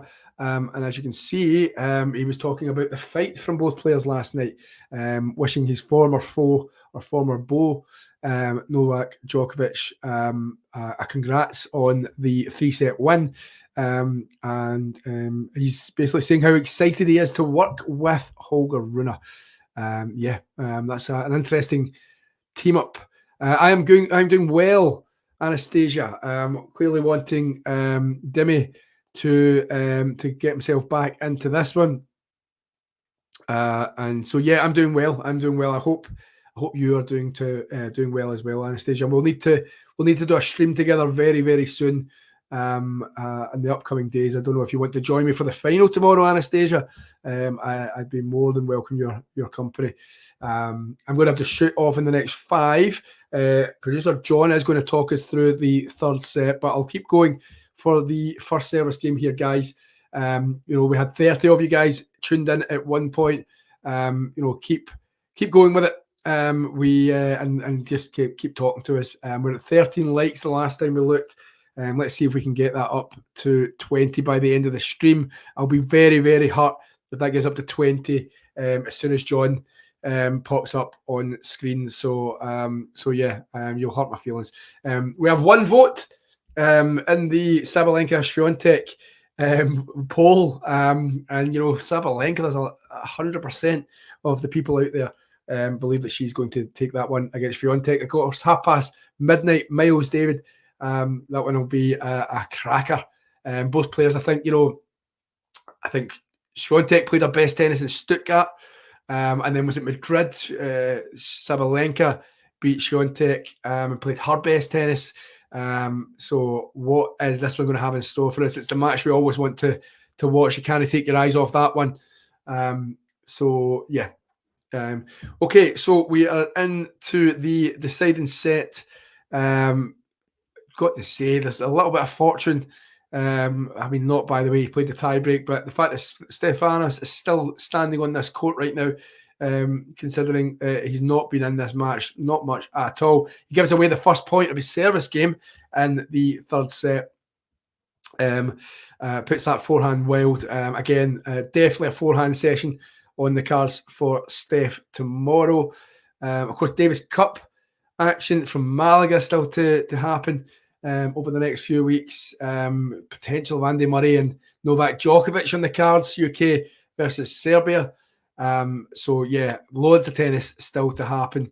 And fingers crossed we see Andy and Nole battle it out once again. I'd love it if Andy took that one, but I'm a dreamer. Okay, so back to the tennis. We're on a second serve by Steph. We'll stay for this game then. So Steph, a lot of spin on the second serve, slow second serve, but he gets it into the tee. The players exchange forehands, cross court backhand sliced by Dimitrov, and this time it's set up for the backhand power. But a good forehand by Steph, probably one of his best of the match, because it was a decent effort from Dimitrov, and Steph finds the corner, and Dimitrov can only find the net. So we're at 30-15, and we could be in for another long set.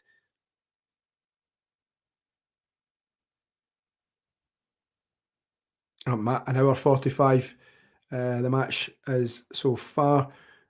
First serve net by Tsitsipas.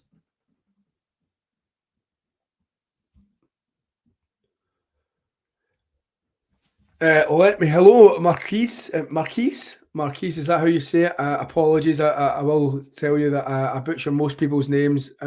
Yes, no, Tsitsipas is 6th in the live rankings right now. And Zverev is 7th at the moment. So, yeah, Tsitsipas 6, Alexander Zverev 7. But yeah, good to have you with you, Marquise. If you haven't already, get liking, get subscribing, get joining the channel. You'll see more of myself. Loads of content coming in 2024. Tsitsipas sees off that game. So I'll commentate on this game here. And when the players sit down, my colleague and producer John will take you through the remainder of the match. As mentioned, I have for the rest of the afternoon baby duties because my partner is off out on a night out. So it's my job to look after the wee guy. So loads of fun. I don't mind doing that. It's all part of being a dad. With Kyrgios, people know that he behaves poorly. Bruno has got the most got to be the most over. Are you saying tops? Are you saying Bruno Fernandes has got to be the most overrated sportsman? Oh, you're talking about the poll, right? Okay, I wondered what was going on there. Sorry, because I know that chat was about 45 minutes ago. Yeah, okay. John, how's that poll going about who's the worst person in history? Is it Kyrgios or Bruno Fernandes? I'd be intrigued to see how many people have actually partook in said poll. We've got Love 15. Oh, it's 2 votes, 1 each. Tops, I know, has went for Bruno, and I imagine John himself has went for Nick. So there's your 2 votes. Okay, but at Love 15 on the Dimitrov serve, he's just hit a fault on the first serve. Is this going to be Steph's first break points of the match? His second serve is on top of that one. Steph tries to go down the line with a forehand. Does Dimitrov. He comes into the net now, Dimitrov, and he squeezed the angle. He's pumped here. He's saying, come on, Dimi. Come on, Grigor. Yeah, so 15-all. Jamie Delgado looking on from the Dimitrov box. Dimitrov just trying to lift the energy just that little bit. You know, it must have been feeling a little bit flat as he sat down between set 2 and set 3. Gets a strong first serve in. Steph gets it into court, though. I thought that was going long, but it's well in court. Forehand this time by Dimitrov. Backhand by Dimitrov onto the forehand of Steph. Another backhand by Dimitrov onto the forehand of Steph. Another backhand by Steph this time. Really good Steph. It's changed the momentum of the rally. Steph comes for the volley. Dimitrov, where's he going to go? He's going lob. And is it out? I know. That was a poorly executed lob. He had the whole court to work with. What's going on here? Steph takes control with that backhand. Volley by Steph. Not a great volley. Had the whole court to work with, and it went long. 15-30.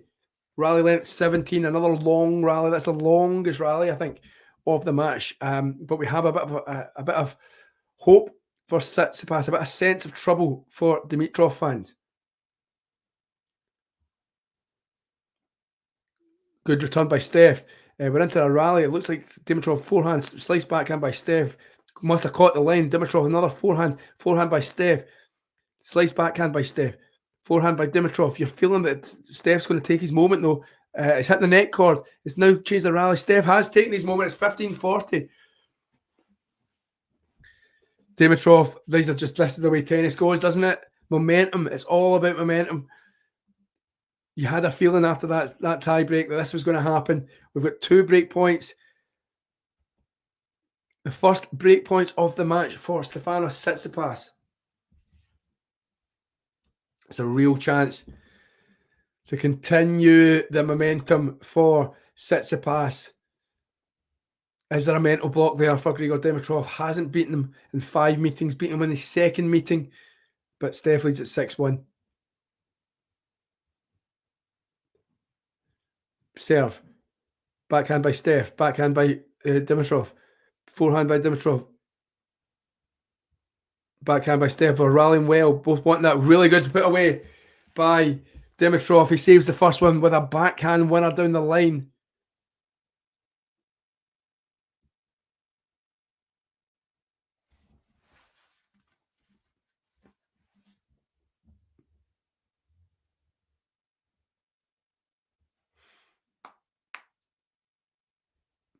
That was 147 kilometre an hour winner. He's got one more chance. So Steph needs this. You think, you know, this could re-change the momentum back towards Dimitrov. First serve in, goes for the drive volley. It's not put away, but Steph didn't do the most of it, and we're at a deuce game. Change of tactic there by Dimitrov. A really good first serve right in the corner. It must have been. It was touch and go whether or not it was in. But the drive volley. But you know he didn't put Steph away. Steph had a wee bit of time to do more with it. But okay, I'm not going to call it an error. But yeah.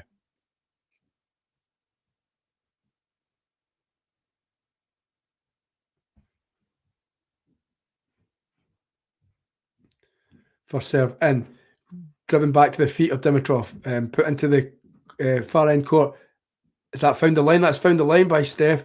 He's got a third break point. That looked, I mean, I can't believe he hasn't challenged that, but he must have been right at it and seen that it's landed in. Yeah. Third break point for Stefanos.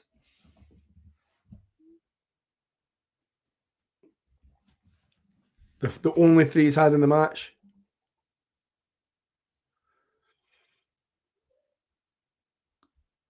The scoreboard not quite caught up as yet. I'm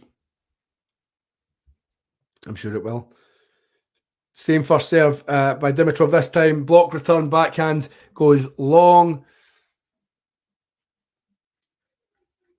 You know, if Dimitrov can survive here, this could focus his mind. Steph looking a little bit for long there. With the serve, you know, it must be frustrating for a player. You carve out an opening, the first ones of the match, and then you face a big serve. Another big serve by Dimitrov. It's right at the feet again. It's the same point as the previous one. Forehand by Steph, backhand by Dimitrov, slice backhand by Dimitrov, backhand by Steph. Oh, and Dimitrov finds a net. He's got another chance as this game goes on.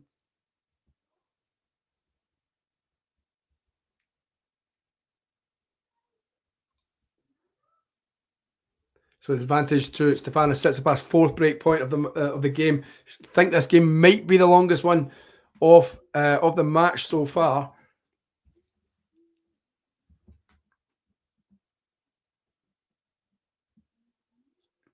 I think we'll go with the same serve right into the corner of the box.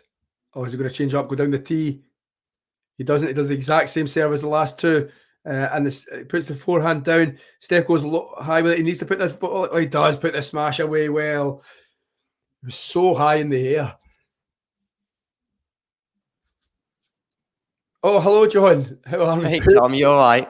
I know the time is pressing, so if with this typically long or untypically long game, atypically I think is the right word. But anyway, I wasn't sure if you sort of the time was pressing. And I know you want to see out this game, and I did too, but it's going on for quite a while, isn't it? Well, let me do the next 2 points either way, sure, then, all right? sure. And then, yeah, no, but I appreciate that because, like I say, what is it, Sod's Law? When I say that I need to boost, and then they have the longest game of the match. I know you've been in and out of this game so far, John. Tsitsipas goes long with a forehand on a pretty strong Dimitrov serve.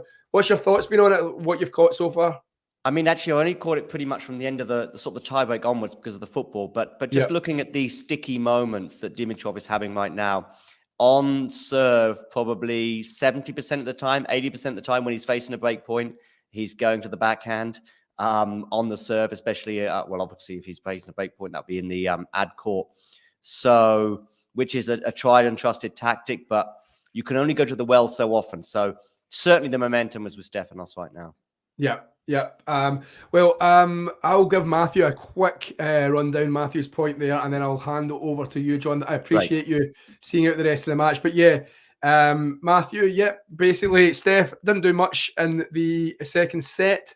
It didn't have a break point. Dimitrov was the man with break points, couldn't put it away.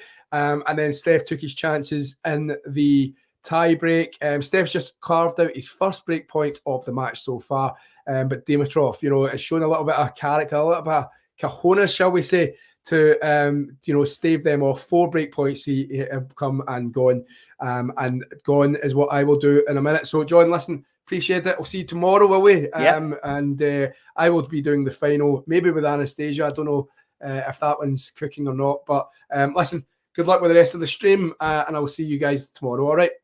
Okay, thanks very much. See you later, guys. So, Dimitrov here, as I said, was facing some sticky moments, slightly less sticky now because he's not facing a break point. And in fact, Dimitrov has held serve for a 2-1 lead. And you know what?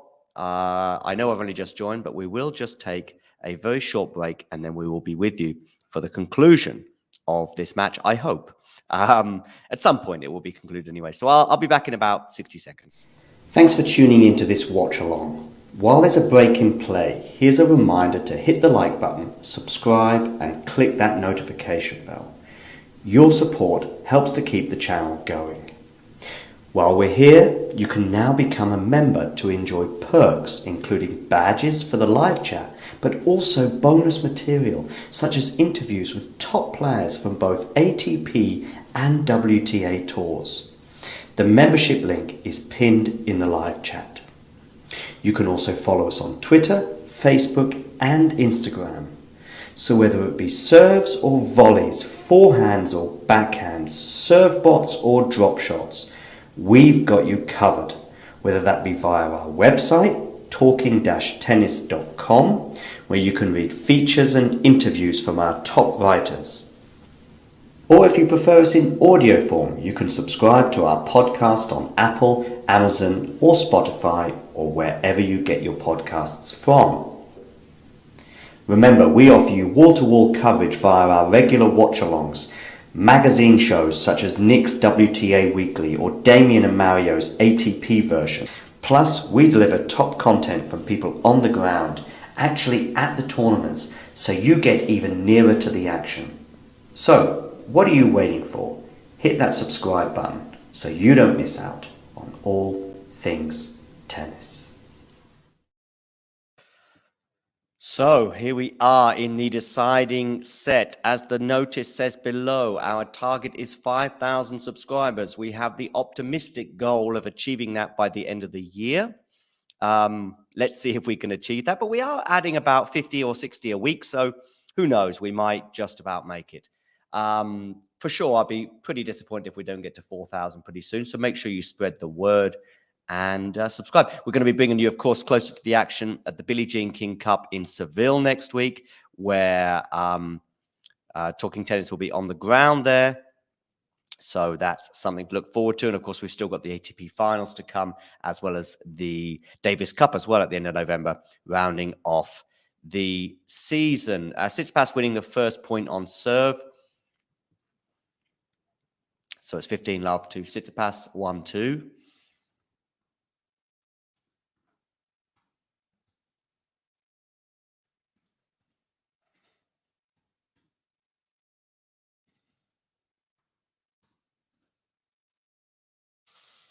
15 all, because a lovely backhand down the line from Dimitrov. I'd be interested to know what you think about the options in terms of a probable final between Djokovic and Tsitsipas, or Djokovic and Dimitrov. Which one of these two players would have the better chance against Novak? That's assuming, of course, that Novak prevails in his match later on against Andrei Rublev. Of course, he's the hot favorite for that match, understandably. We are on 14 likes. So please, let's get us to 20 as soon as possible.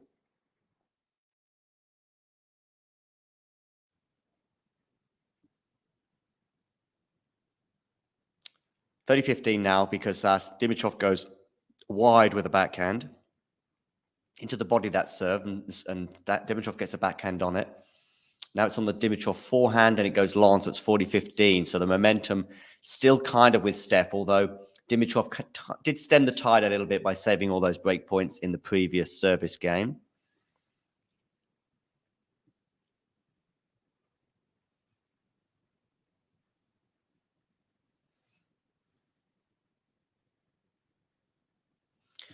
Down the tee, Tsitsipas, it's an ace, and he holds for 2 games all, and it's over to you, Grigor Dimitrov now. A comfortable hold in the end there for Tsitsipas.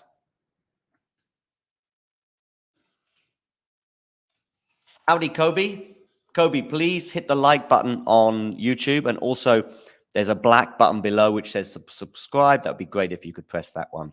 2. How many does Steph have breakpoints? 1. Good question, Kobe. Shall we have a quick look at some of the stats from this particular encounter? He's won 0 from 4. 0 from 4. He's yet to break serve, and I think all those breakpoints maybe came in the previous game. There's only been 1 break of serve in the whole match, of course, and that came in the first set, quite early on, actually. Dimitrov breaking the serve of Tsitsipas, holding on to that break throughout. So 6-3, he won that first set. There were no breaks of serve in the second. And although Stefanos threatened to do so in the last service game, Dimitrov held on. And Dimitrov is more than holding on here right now, because he's 30 love up on his serve.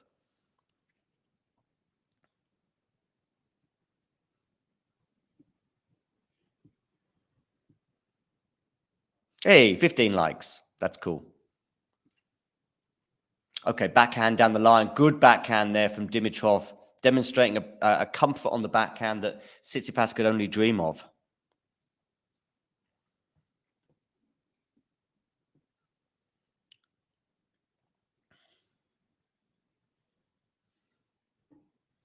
So 40 love, 3 game points, just over 2 hours on the clock. Clips the net, first serve. So another first serve here for Grigor.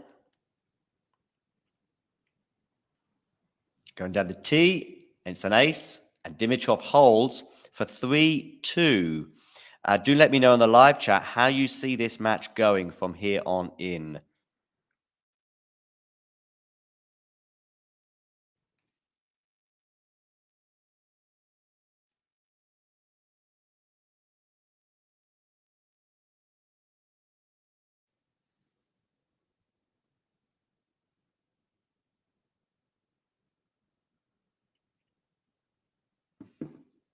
Okay, so Tsitsipas to serve at 2-3. Who's the favorite right now? I'd have Tsitsipas, but obviously with Dimitrov, at least on the scoreboard, having the advantage, it's a bit more difficult to make that case. And perhaps Stefanos will go on to regret those missed breakpoint opportunities. And you may argue that throughout the match until then, Dimitrov has been super comfortable on serve. Not always the case for Tsitsipas, even though he only lost his serve once. Just dominated that tiebreak, just dominated from start to finish. And that's why we're here.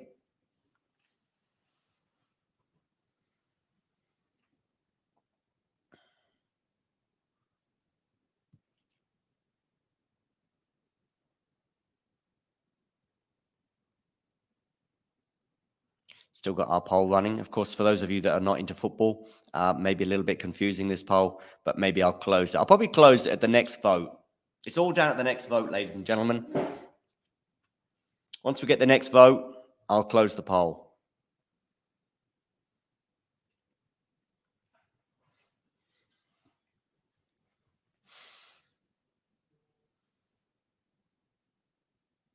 So, Tsitsipas to serve here at 2-3.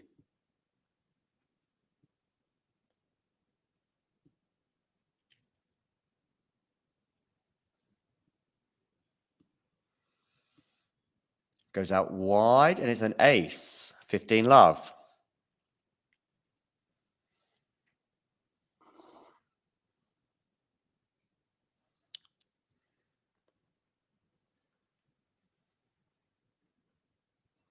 Tsitsipas serves down the tee, forehand return, forehand from Stefanos. Now it's a runaround forehand for Grigor. And just like I said, if Steph could only dream of having a backhand in the same comfort that Dimitrov has, Tsitsipas duly obliges with a backhand into the tram line, 15 all.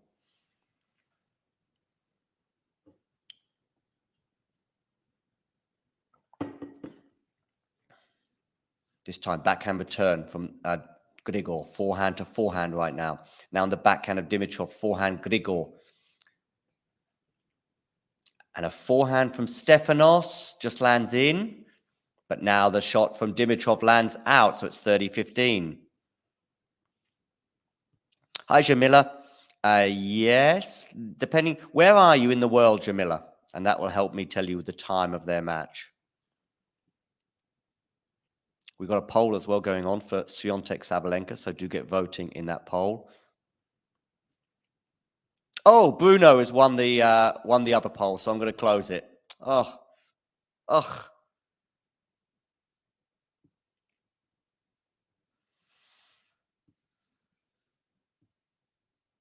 Okay, backhand return. Nice slice return there from Dimitrov. Forehand clips the net and goes out. Looking at Grigor, just having a quick look at that strapping on his leg. Doesn't seem to have impeded him too much today. He'll be hoping that that can just last for another 24 hours, should there be a final that he needs to play tomorrow, of course. Ah, okay, you're talking about Goff and Pegula. I see, the doubles match. That'll be first on, I would imagine. Let me just have a quick look.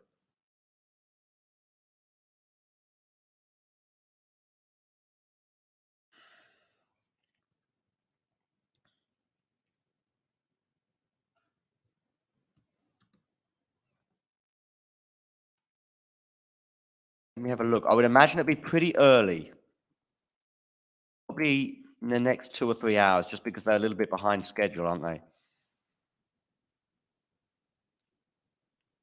Oh, there was a bat that stopped Coco serving during her doubles match last night, apparently. Let me see if I can find out. We're at 3 games all here, by the way. Dimitrov serving. So, I don't have a time as yet, but this is obviously the latest. They won their first set 6-3, and they got suspended midway or the beginning of the second set. But I would imagine probably about 10 or 11 a.m. local time, because obviously they're a little bit behind schedule. No, he hasn't, Rahul. No breaks of serve off the on Dimitrov's serve thus far, and he's 30 love here up.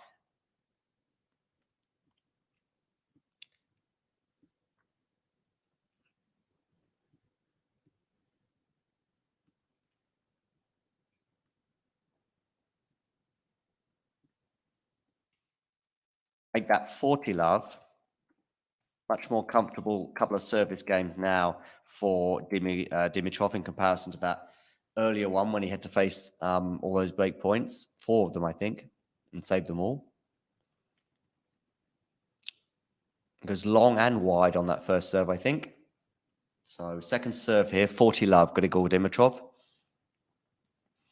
Into the body. The backhand, though, does land in from Stefanos.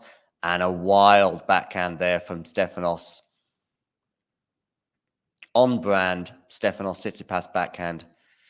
Wild, long, mistimed and mishit. And it's 4-3 Grigor Dimitrov. So, over to you, Stefanos.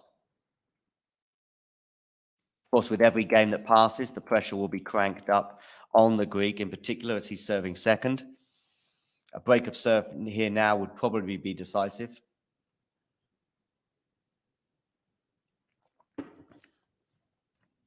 Make sure you hit the like button, by the way, people. And there's a button below. I think it's in black with white writing, and it says subscribe. And that is the gold at the end of the rainbow for us people on YouTube. That's what we need. So click it. And that's it. Job done. So anyway, Georgia, US, all I'll say is sometime in the next 3 or 4 hours. Sorry, I can't be more precise. I don't have an exact time frame on the doubles. I know that the singles match, I think the first one is due about 5 p.m. That will be, oh, so wait, hang on a second. So Coco Gauff is going to have to play.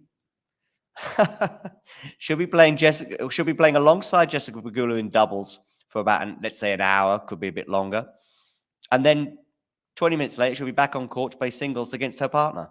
Because I think they are first on, aren't they? Yeah, first on. 11 p.m. Central European time, which I believe is 6 p.m. Eastern time. Of course, I think they're changing their clocks. Certainly Eastern time, but I think across the US tonight. And of course, we'll be bringing you live commentary of both of those semi-finals. So make sure you tune in for that. Still just one vote in our poll for Swiatek and Sabalenka. I'll post the link in the live chat right now. So if you want to vote in that poll, you can.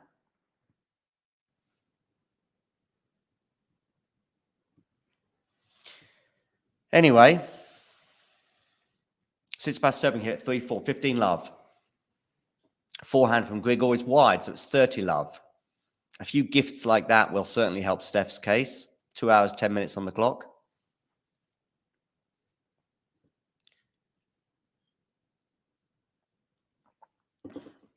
Been quite a few gifts, actually, from both players in this deciding set. More gifts than Santa Claus. Hi, Jane. By the way, Jane is a member. So is Ghosty. So is Sean. So is Jake. And many, many more. And why are they members? Well, perhaps it's because they want to support the channel. That's nice. From as little as, I think, $2 or $2.50 a month, something like that. You can support the channel. But not only that, you also get bonus material, including exclusive footage such as interviews and other videos. So you can click the join button just below the screen, and you can become a cool member as well, just like Jane and many, many others. Tsitsipas holds. So it's over to you, Grigor. 4 games all. Comfortable hole in the end for Stefanos, despite the pressure.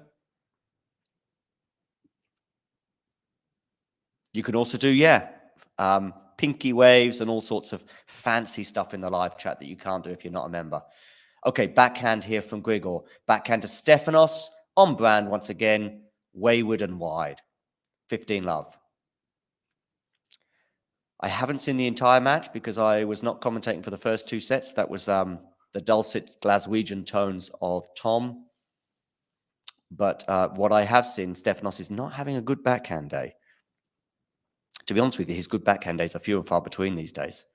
I say these days because I know he's been a traditionally sort of weaker player on the backhand side, but I would say 2021, it was looking pretty good for a lot of matches. Okay, 30 love here, Dimitrov. El marcado actual, Esteban, is un set para los dos. Entonces, Dimitrov, un set. Stefanos Tsitsipas también. La segunda set fue 7-6 por Stefanos. Y estamos en la tercera set.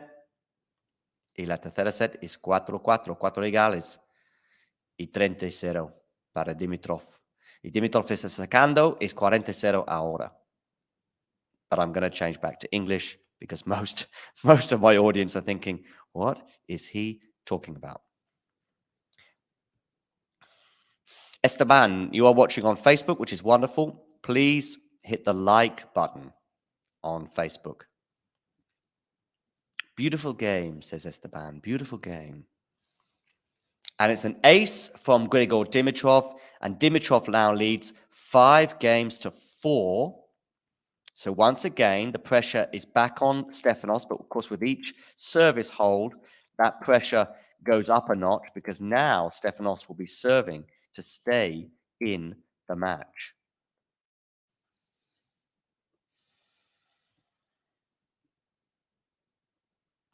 Still to come, of course, live commentary of Rublev against Djokovic, which will be coming up shortly at the conclusion of this match. James will be bringing you commentary for that one. So make sure you stick with us.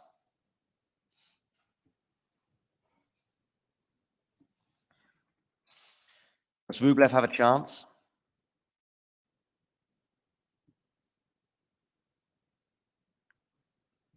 Not sure many would give him much of a chance. I think he's beaten Novak once, and that was on clay in Belgrade just over a year or 18 months ago.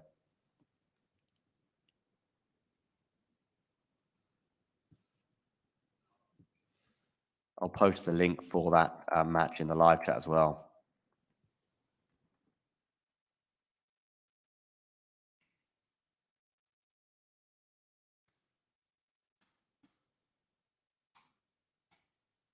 Go. We've got a poll going there as well, just in the early, in its infancy, just 50-50 at the moment. I would imagine eventually, though, Djokovic will be the fairly heavy favourite, even amongst the pollsters. So, Stefanos Tsitsipas is serving to stay in the match at 4-5. Stefanos here.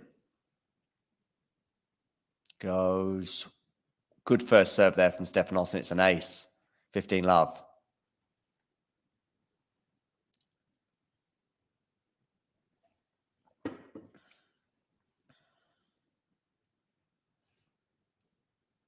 Stefanos Tsitsipas to serve, goes down the tee, but it's wide, so it's going to be a second serve for Dimitrov to look at.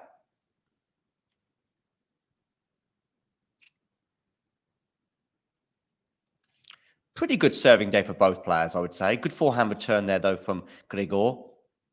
Actually, probably wasn't good enough, actually, given the amount of time he had on that. Probably he could have done a bit more with it. Maybe he was a bit tentative.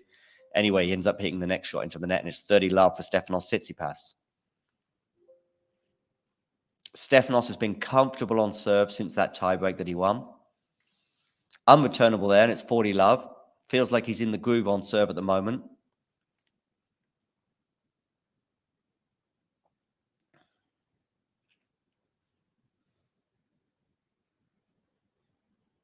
Tsitsipas to serve.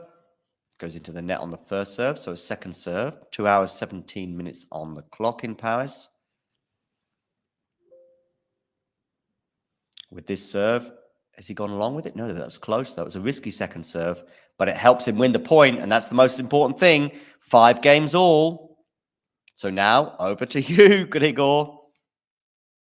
Since those break points at 1-1 that Grigor had to save, it has been super, super comfortable for both players on serve. So, Dimitrov to serve at 5 all.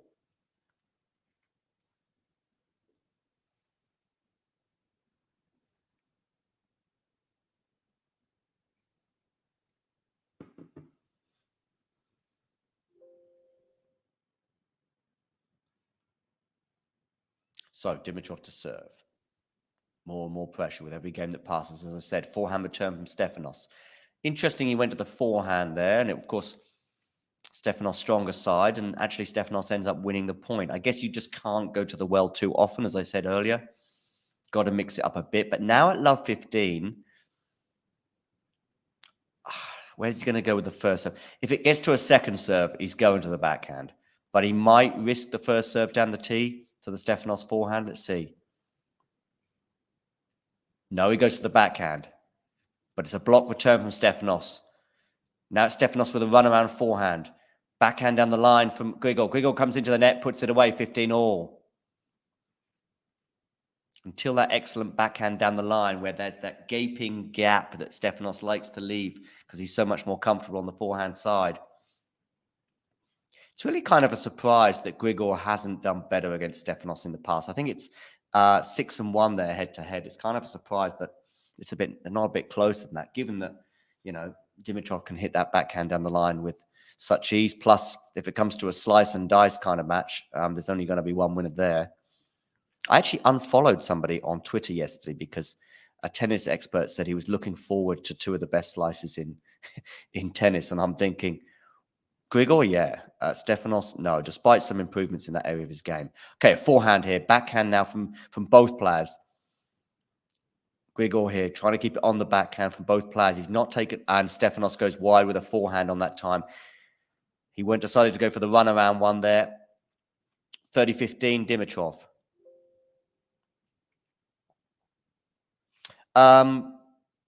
Probably Stefanos, despite the lopsided nature against Dimitrov. I don't think he cares, Sean. I think right now that the matchup and the head-to-head, once he got over that Rune hurdle, which of course was 2-1 before last night in favor of Rune, and now it's 2-2. It was kind of like that was the kind of tricky matchup one for him. Now it's all very, very favorable ones against Rublev, Dimitrov, or Tsitsipas. I know Damien was suggesting, and I get it, that maybe Dimitrov is a bit closer to Novak than that 11-1 head-to-head suggests. I mean, in Australia this year, really he should have taken a set. Both these players lost to Novak in straight sets. Oh, lovely backhand down the line there from Grigor Dimitrov. 6-5, he now leads. So once again, the pressure back on Tsitsipas. Are we going to go to a tie break, or is Grigor going to get this done? Comfort with which Stefanos has been holding would suggest that we've got a tie break to come, bearing in mind he's not been pushed on serve at all in this third set.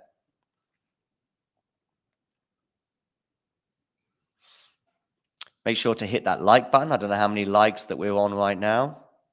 15. Can we get to 20 before the end of this stream? Could be just another 2 or 3 minutes before the match is done. We've got 20 people watching now. I'm going to suggest that 10 of you have not hit the like button. So click that like button. And subscribe if you're new.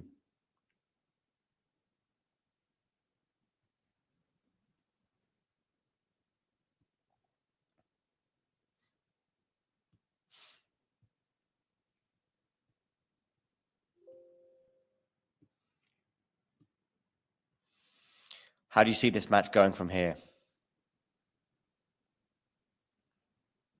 I mean, with the scoreboard, once again, Grigor Dimitrov very much in the ascendancy, or very much in the advantage. But with the way the previous tiebreak went, where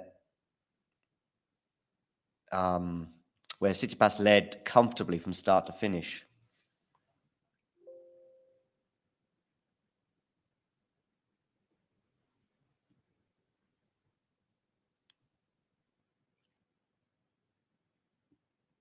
there's a nice quote there from Grigor regarding having to play at the same time as the big three. The big three, you know what? I love being able to live during their time, says Grigor. I confronted all and I beat them. It is clear that they beat me 10 times more often, but I'm still part of that group, that part of the history of tennis, and that is among the most beautiful years that this sport has lived. Nice, kind words there from Grigor.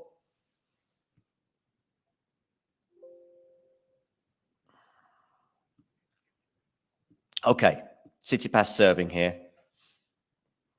Forehand return, forehand from Tsitsipas, 1-2. 15 love. Well, Rahul, given how the first set tiebreak went, or sorry, the second set tiebreak went, I understand that thought process.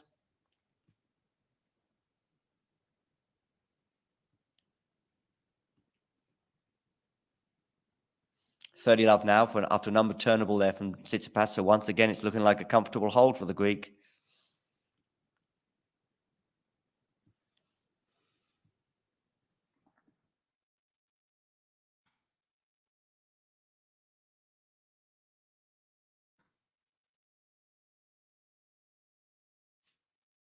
Now it's very quickly turned into a 40-love lead.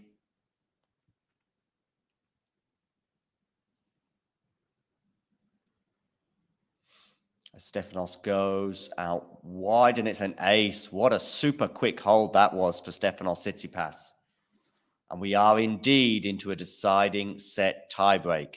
Let us know in the live chat as soon as you can. Who are you going for, Steph or Grigor? Let me know in the live chat. Just say Steph, just say Grigor. You can even just put S or G. I'm going S for Stefanos. Okay. Grigor Dimitrov serving first in this deciding set tiebreak to see who will be the first finalist in Paris Bercy this year. Esteban also going S for Stefanos. Jifang Wang going G. Please, Jifang and Esteban, please hit the like button on Facebook. We need likes. Okay. Good first serve there from Grigor Dimitrov. 1-love, he leads.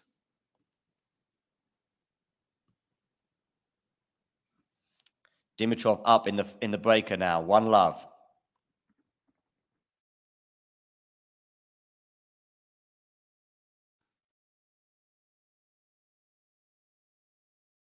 Stefanos Tsitsipas to serve. Backhand return. Stefanos comes into the net for a serve and volley, but that's not his forte, and he hits it into the net. 2-love. Grigor Dimitrov.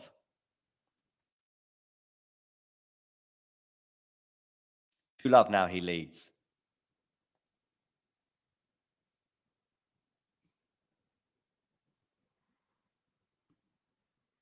Forehand return from Grigor. Run around forehand from Steph. Has that gone wide? Or is it a winner? I think it's gone wide. It has. 3-love, Grigor Dimitrov. Wow. And now Grigor will serve with a double mini break advantage. 2 holds here, and he could be over the hills and away.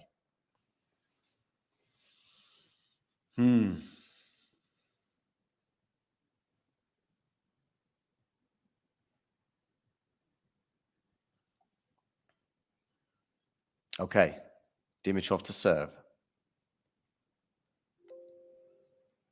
Goes long on the first serve.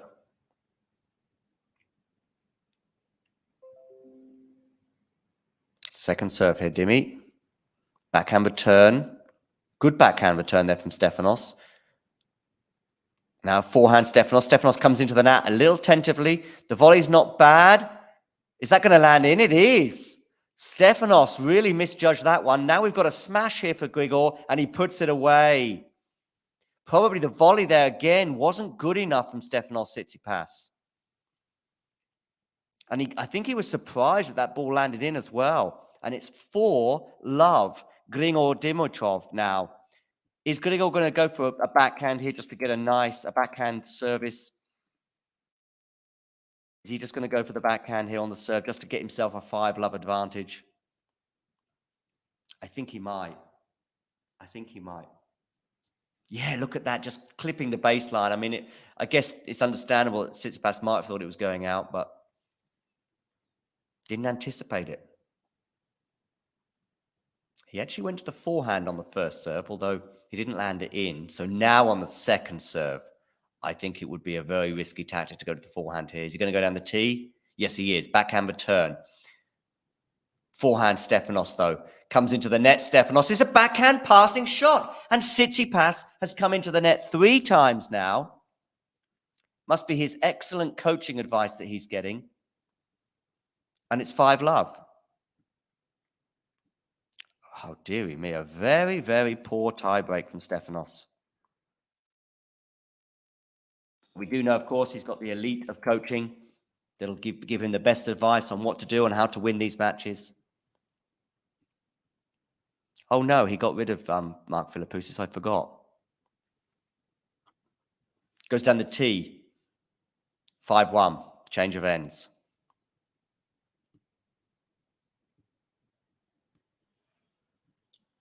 But still, thus far, very poor tiebreak from Stefanos tactically.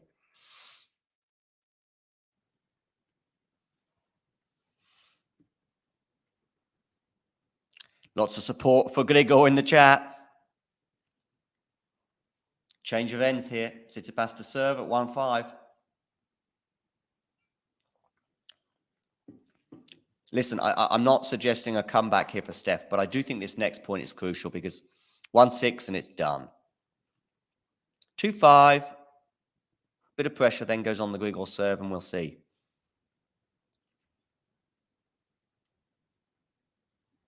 Okay, Stefanos serving. Backhand return goes into the net. 5-2.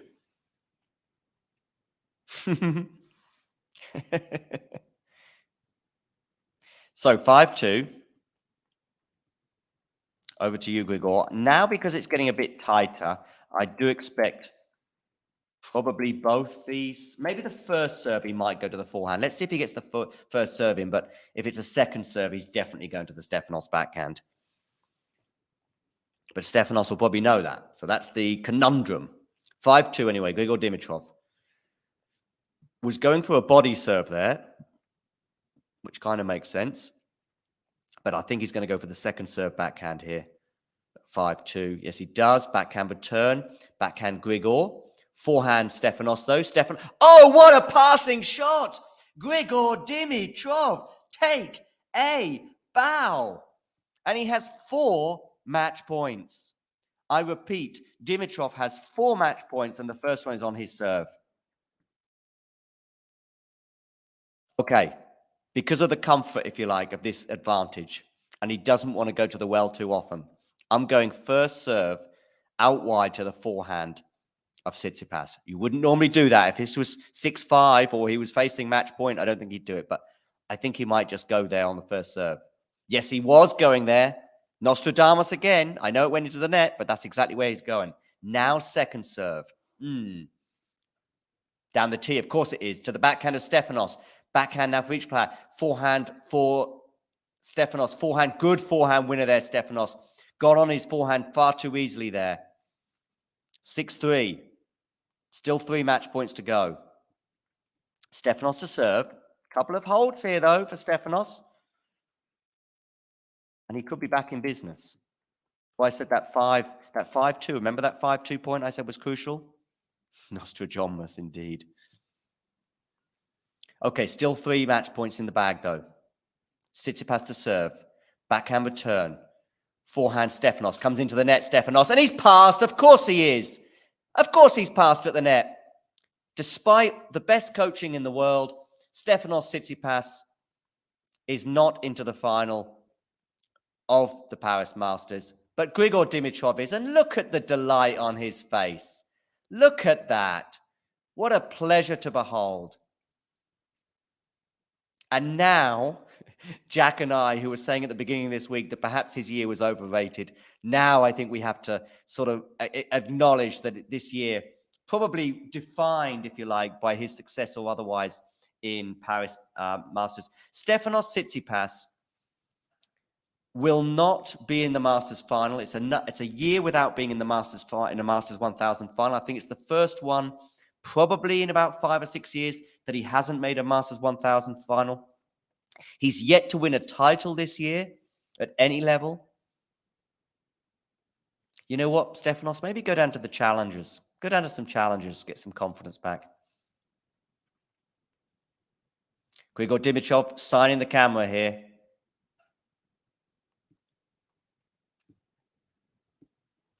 Listen, let's not take away anything from Dimitrov in that tiebreak. Excellent. Hi, Pink Lady. Pink Lady, can you please hit the like button? And also that black button below the screen that says subscribe. Click it, please. Dimitrov has won, Dave. Dimitrov has won 7-6 in the third set.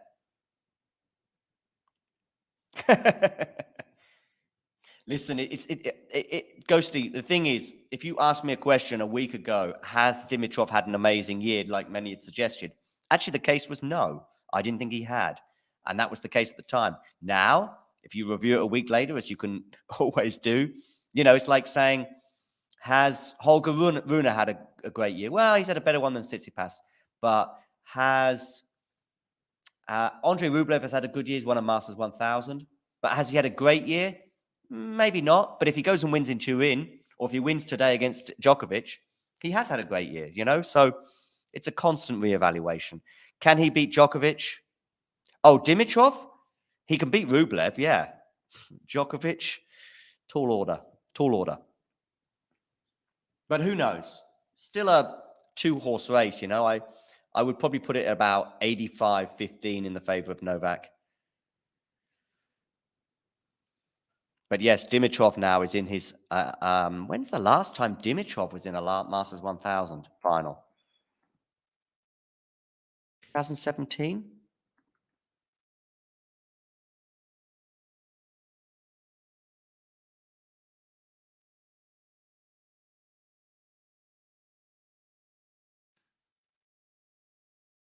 His only previous one, yeah, was in 2017.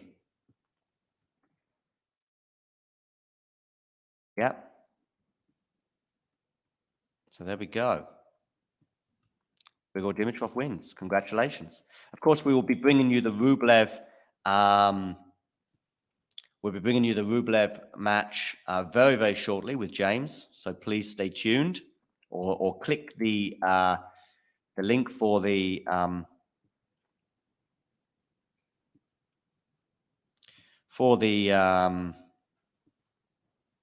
Rublev Djokovic match, which is to come.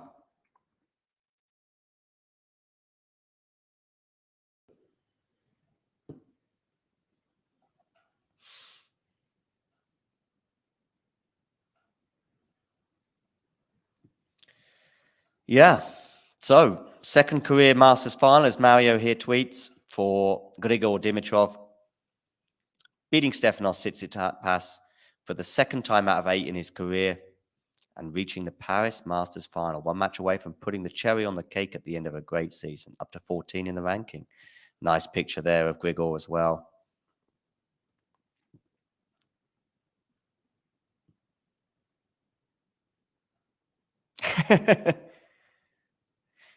This all makes sense. Good to see some of the regulars in the chat for the tail end of this match. And of course, make sure I'll probably post the Rublev. So we've got a Rublev Djokovic poll going on, of course. I say, of course, like we often do. So that's for the next match. Right now, there's one vote each, but I wonder if there's a bit of heart overhead there.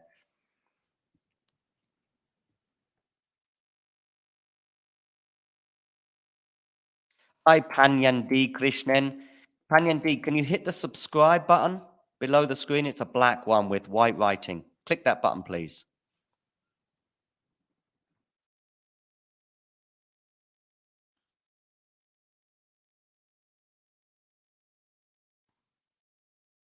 There we go. There's the poll for you. James is going to be bringing us live commentary of that particular encounter. But back over here, or back to center court in the present, Grigor Dimitrov has beaten Stefanos Tsitsipas 6-3, 7-6, 7-7-6 in that deciding set tiebreaker. Tsitsipas, has to be said, couldn't break the Dimitrov serve all match. Had a couple of chances at the beginning of the third set, didn't take them. And from then onwards, both players looked very comfortable on serve throughout that third set. And then in the tiebreak, Dimitrov with some excellent passing shots, a couple of poor volleys from Tsitsipas. And that was the story of both the tiebreak and arguably the decisive moment in the match. So Grigor Dimitrov into the final. That, of course, will be tomorrow, which will be brought to you by Tom. Tom's going to bring you the final tomorrow. And yeah, that's to look forward to. All right, guys. I think it's over and out from me. 2017, Ghosty. 2017. Okay, guys. Please, by the way, do hit the like button and subscribe to the channel if you're new. Rocking Crowd in Paris looks like a fun tournament. I've been there once. It is. But if you're playing a Frenchman, maybe it's a little tricky. Let's say that. But most of the players actually that have come up against them have said that they've really enjoyed it. Yeah, I think, did he beat Federer in the final in 2017? Have a look. No, Kyrgios. Sorry, Kyrgios. Yep, 6-3, 7-5 in that final. So that was 2017. That's more than 6 years ago that Dimitrov won that only Masters 1000 title of his career. So yeah, let's see. Fingers crossed tomorrow we get a great match. Fingers crossed today we also get a great match between Rublev and Djokovic. They haven't always been that way. Rublev with just one win against Novak in his career, and that was on clay in Belgrade about 18 months ago. So he's yet to beat him on a hard court. Can he reverse that trend today? We will find out very shortly as James brings you coverage of Rublev against Djokovic. But right now, the moment is for Grigor Dimitrov. And so, you know the drill. If you enjoyed this video, make sure you hit that like button. Don't forget to subscribe and click that notification bell so you don't miss out on all things tennis.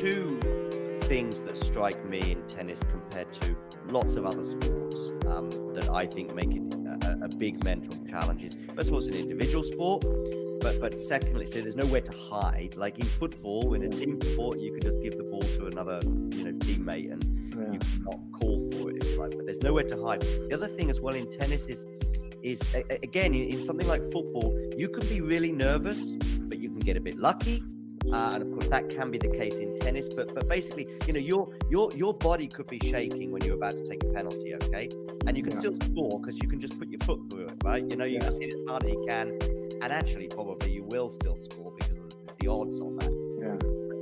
There's that in a sport such as darts, snooker, tennis, where you need to be pretty calm and you need to have a pretty steady hand.